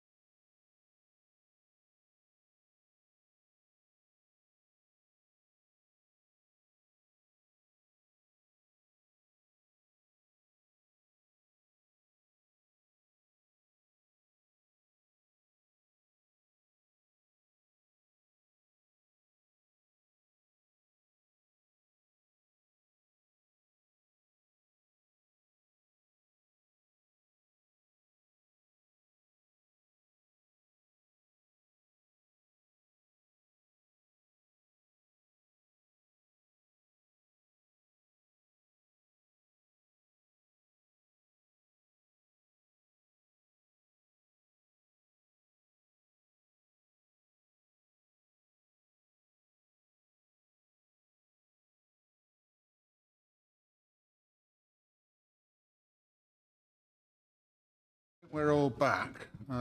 Anybody missing? No, I don't think so. I think we're all back. So we'll just start the live feed again, and then we'll kick off. I'll just wait for Andrew to confirm.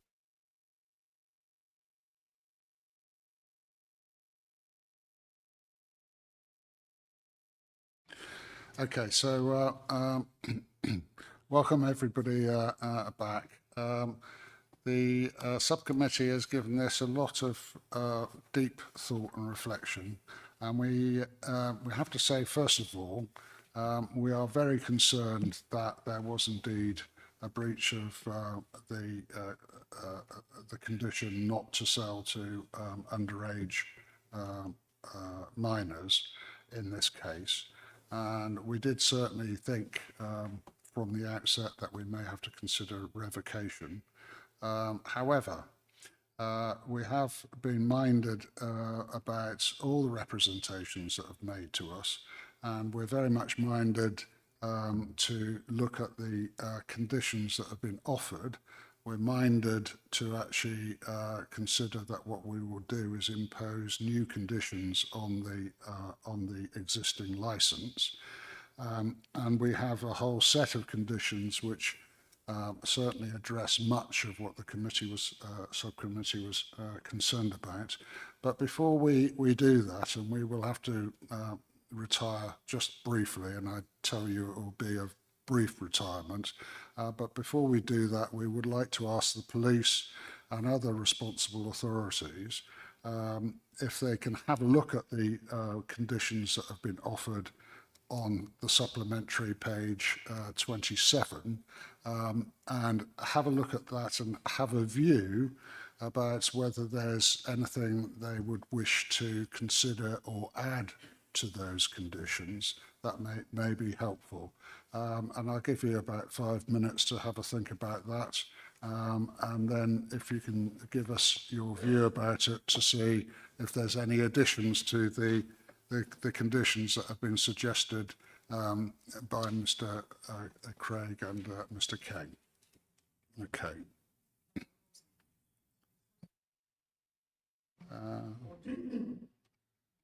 Chair, sorry if I may. Yes. Obviously, we don't know what the police are going to suggest, if anything. I'm more than happy to engage in dialogue with them about that. Obviously, we would wish to potentially make representations on that, depending. I don't know what they're going to ask for or say, so I'll just make that point now. That's all. Look, I don't know where this is going to go, but of course we're happy to talk with them and discuss any. Well, okay, what I'm going to suggest is that we're going to ask the police or other responsible authorities if there are any additions to the set that you've offered. And of course, once you've heard what they are, then you can give some view about that, whether you're happy to accept those. That's all I can ask. Thank you very much. And we'll do that before we actually retire for a few minutes. Thank you. So I'll give the police and responsible authorities another 5 minutes or so, and we could suspend the recording for that time.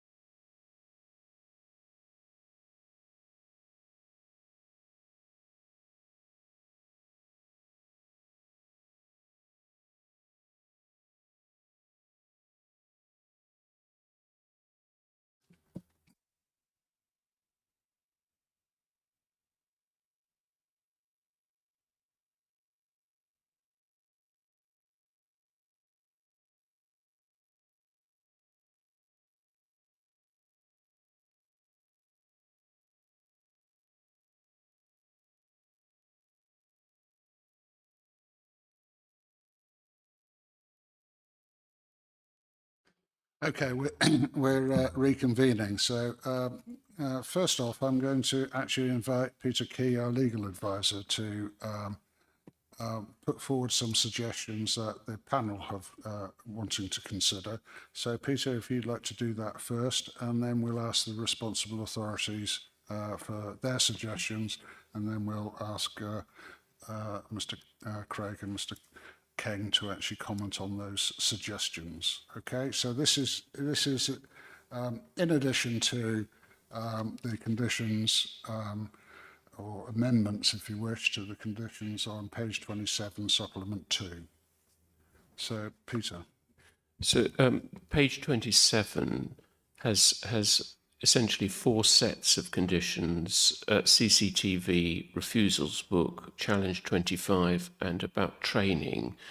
And in discussion, the subcommittee were considering a condition about an incident book being kept. And then in relation to the CCTV one, on page 27, this is of the premises license holders pack or bundle, which is the second supplement. I think it's 25.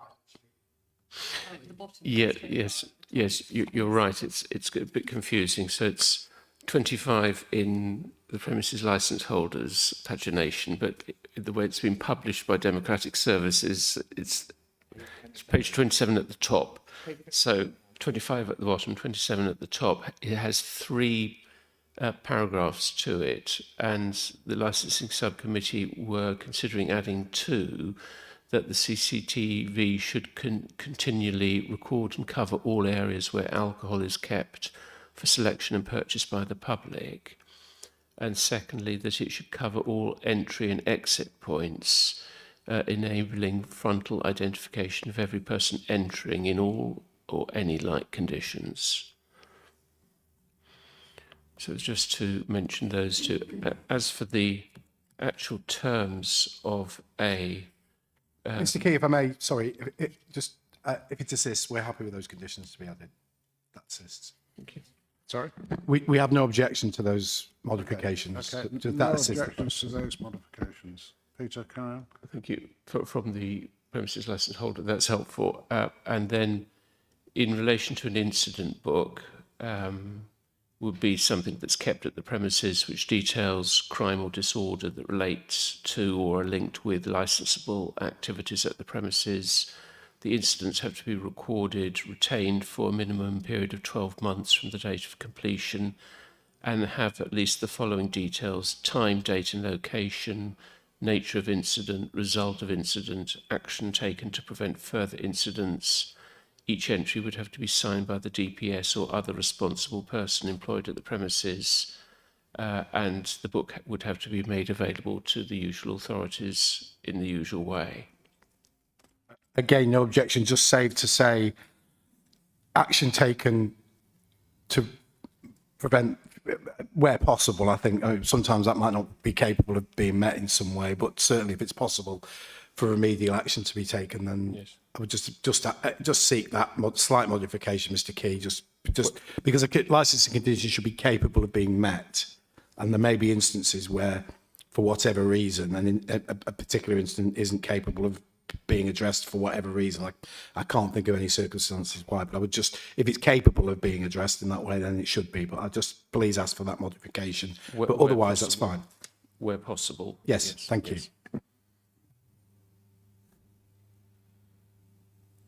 Thank you.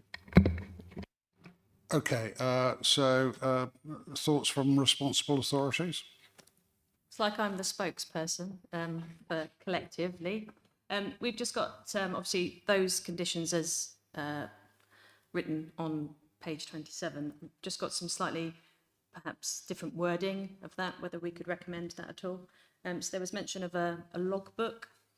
So we would recommend that a logbook shall be kept detailing all incidents that involve any allegations of trouble involving members of the public or noise complaints that occur at the premises. This will be in a bound book or an electronic equivalent, which will detail the following: A, the day, date and time of the incident; B, the member of staff making the entry; C, all members of staff involved in the incident; D, any account of the incident, E, details of any persons injured and injuries sustained, and F, any other details thought relevant. And we would also recommend G, to report to the police any incidents and to support any police action or prosecution to promote crime and disorder. So that's the one around the logbook. Any comments, or do you want me to carry on? I'll just make the point. In broad terms, I mean, look, you could probably merge the two that you've put together. No objections to anything in there, save just question whether every incident should be reported to the police. I don't think that's actually in the public interest. Every time there's something that goes down in the book, the police are called. There has to be a judgment call made by the premises. So I make that point, but in principle, no objection to that. Thank you. And then just the CCTV condition, just to slightly emphasise some of the wording. A CCTV system will be installed and maintained to provide footage of evidential quality. A member of staff trained in the use of the system will be on the premises when the business is operating. The footage will be kept for a minimum of 28 days. The CCTV system should be maintained in working order and operated at the premises. Recordings of incidents at the premises must be made secure for inspection by the police or licensing authority, provided upon lawful request. This means that a member of staff shall be available within 24 hours or prior appointment who can operate the CCTV system to provide recordings in accordance with lawful requirements. CCTV should cover all licensed areas, including any outside entrances, exits and till area.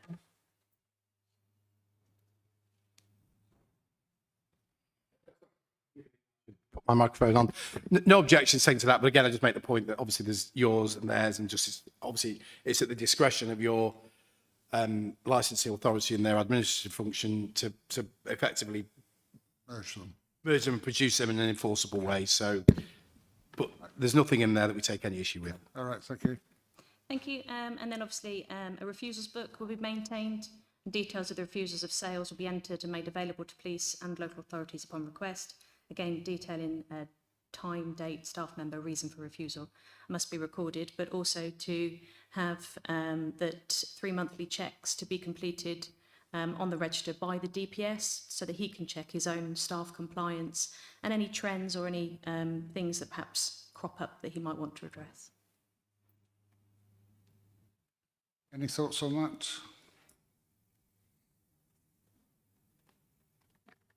No objections. Thank you. Thank you. And then challenge 25. So the premises will operate a challenge 25 policy, whereby any person attempting to buy alcohol who appears to be under 25 will be asked for photographic ID to prove their age. The recommended forms of ID that will be accepted are passports, driving licenses, and a photographic military ID or proof of age cards bearing the pass mark hologram. Official photographic identity cards issued by the EU states bearing a holographic ultraviolet feature. Suitable and sufficient signage. Advertising Challenge 25 policy will be displayed in prominent locations in the premises, including the point of sale and the areas where the alcohol is displayed. That's fine too. Thank you. And a couple of other thoughts from us collectively would be to look at a condition that the DPS or personal licence holder to be on site at all times.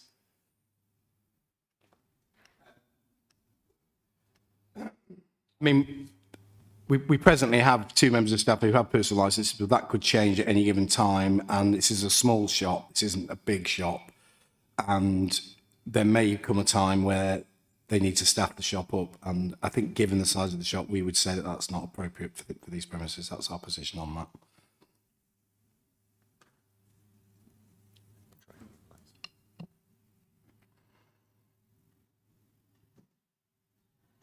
I mean, sorry, you've seen the size of the shop. If he goes, he's stuck. That's. No, I understand that. We're just trying to work thinking around it.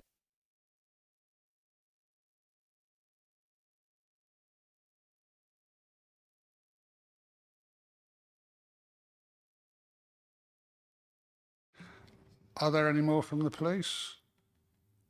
Collectively, all of us, not just me. Shall I say the collective? There are a couple of others. Okay. So it would be a recommendation of ours that All staff are trained in conflict management, and a form of conflict management training that's nationally recognised is completed.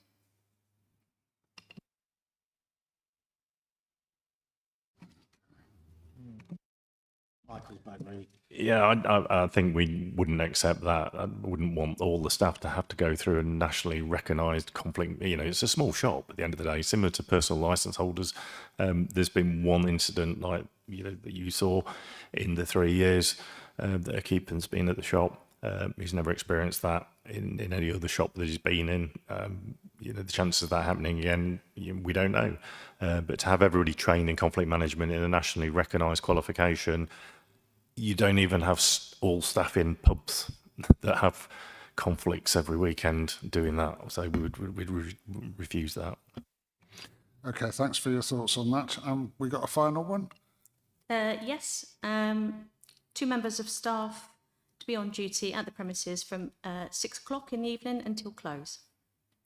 And that's I the think, last again, one. we'd object to that, the size of the premises. And I think what you have to bear in mind is the review before you today is for the underage, of the sale of alcohol to somebody under 18. So I think any conditions that are probably added in addition to the conditions that we've put forward have to address the application that's before you today, which is for an underage sale.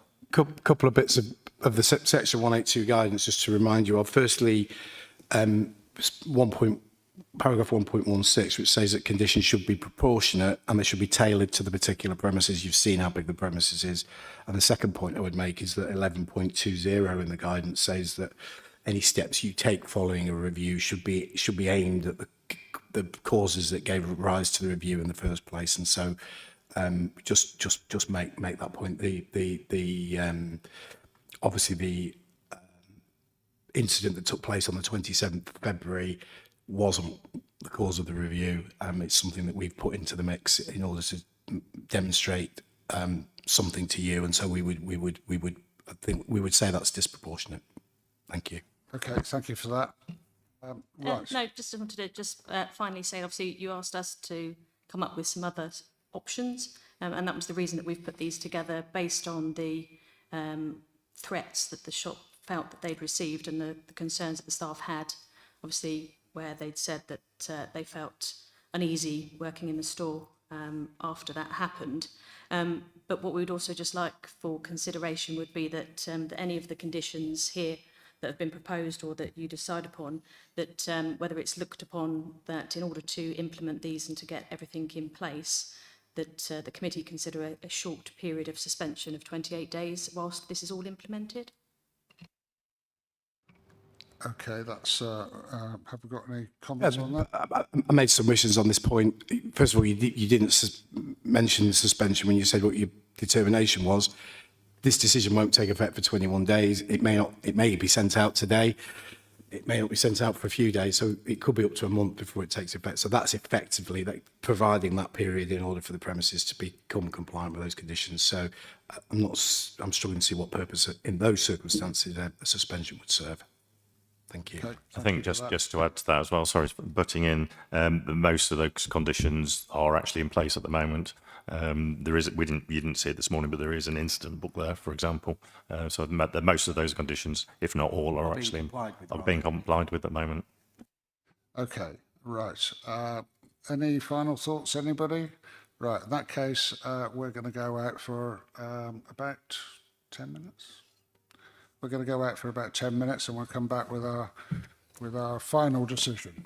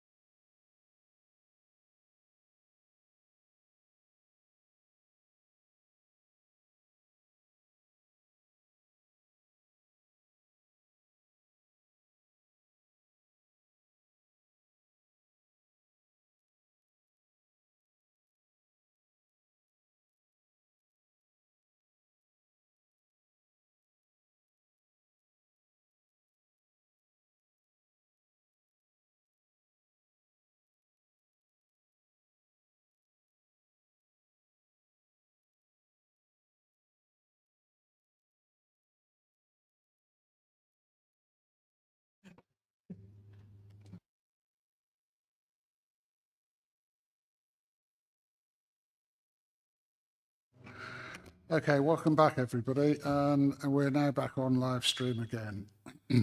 Thank you, everybody, for your contributions just before we recessed briefly.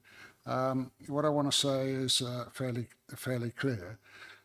Any sale of alcohol to underage minors is of great concern to this committee, and this committee is, generally speaking, prepared to take tough action when that is proven to be the case.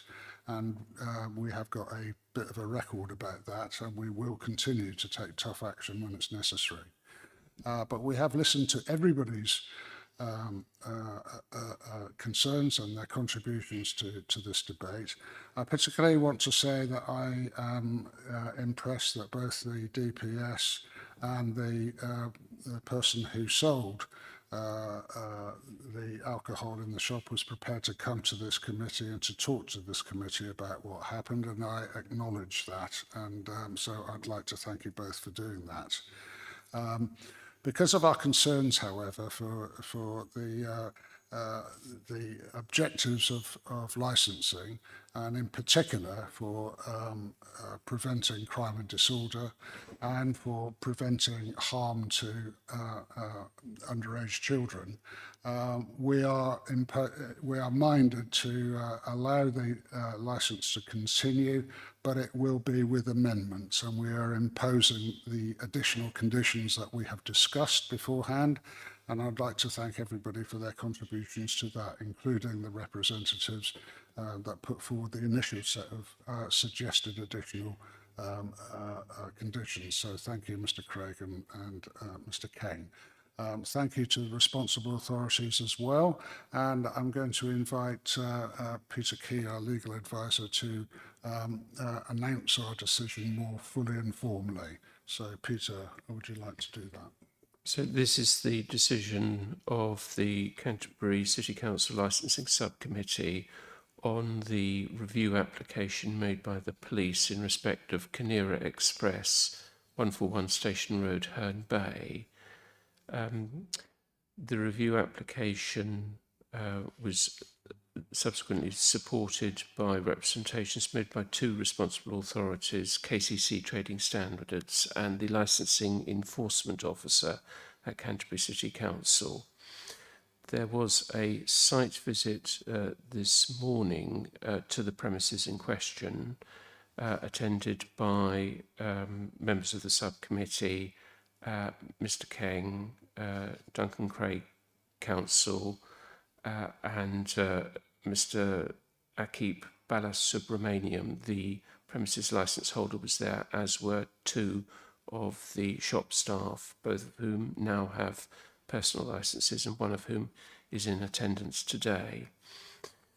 The licensing subcommittee has powers under Section 52 to take different steps, and one of those steps is to modify the conditions of the licence, and as has been indicated, that is the decision of this subcommittee. In reaching the decision, the subcommittee took account of the relevant legislation, the guidance, its own statement of licensing policy, the written representations and evidence contained in the main agenda pack and two supplementary packs, and very much to the oral submissions, representations, evidence, and what has been said today by the parties and on behalf of the parties, and also the video footage that has been played. And the decision to impose conditions rather than take another option under Section 52(4) is motivated by a number of factors. It includes the successful test purchase that's been referred to, the evidence of refusals presented in the premises licence holders evidence pack, what is an element of unprovenness with some of the complaints that were listed against the premises. And as the chair has said, the subcommittee were impressed by the work that's been done and put in place, and impressed that the DPS and the staff member who made the sale to the underage person have attended the hearing today. The conditions that will be imposed are as to CCTV, a refusal book, the Challenge 25, training, and an incident book. Hope it will be acceptable if the actual details of those, which have been partly read out and discussed at the hearing, actually get set down on paper, and that will follow in the decision letter in due course. Just to make clear that the licensing subcommittee did consider some other conditions that were collectively put forward by the police, KCC and Canterbury Enforcement, and decided against these, partly on the size of the premises, partly feeling it was more than that was required. And they also didn't consider that this is a case that requires a temporary suspension, which is one of the options under Section 52(4). So that's the decision. What I've said will be more fully set out in a decision letter, including those conditions. I'm obliged to refer to the fact that there is a right of appeal that the parties can take against this decision, and that's under the Act, Section 181, Schedule 5.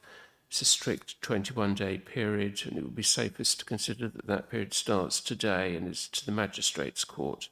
That concludes this. Okay, thank you very much. I want to thank everybody for their time today. It's been a complicated case, and certainly a case that is worth a lot of consideration. It's certainly the panel's hope that the issue of support to the premises from authorities will be there for dealing with future difficult situations that may or may not occur. And in the meantime, I do take Mr. Craig's words about the fact that this decision doesn't come in force for 21 days as being the period of time where the shop can get in order all the elements that are required under the new conditions. So you do have that period of time to get everything ready. So in the meantime, many thanks for that, and we'll finish this hearing now.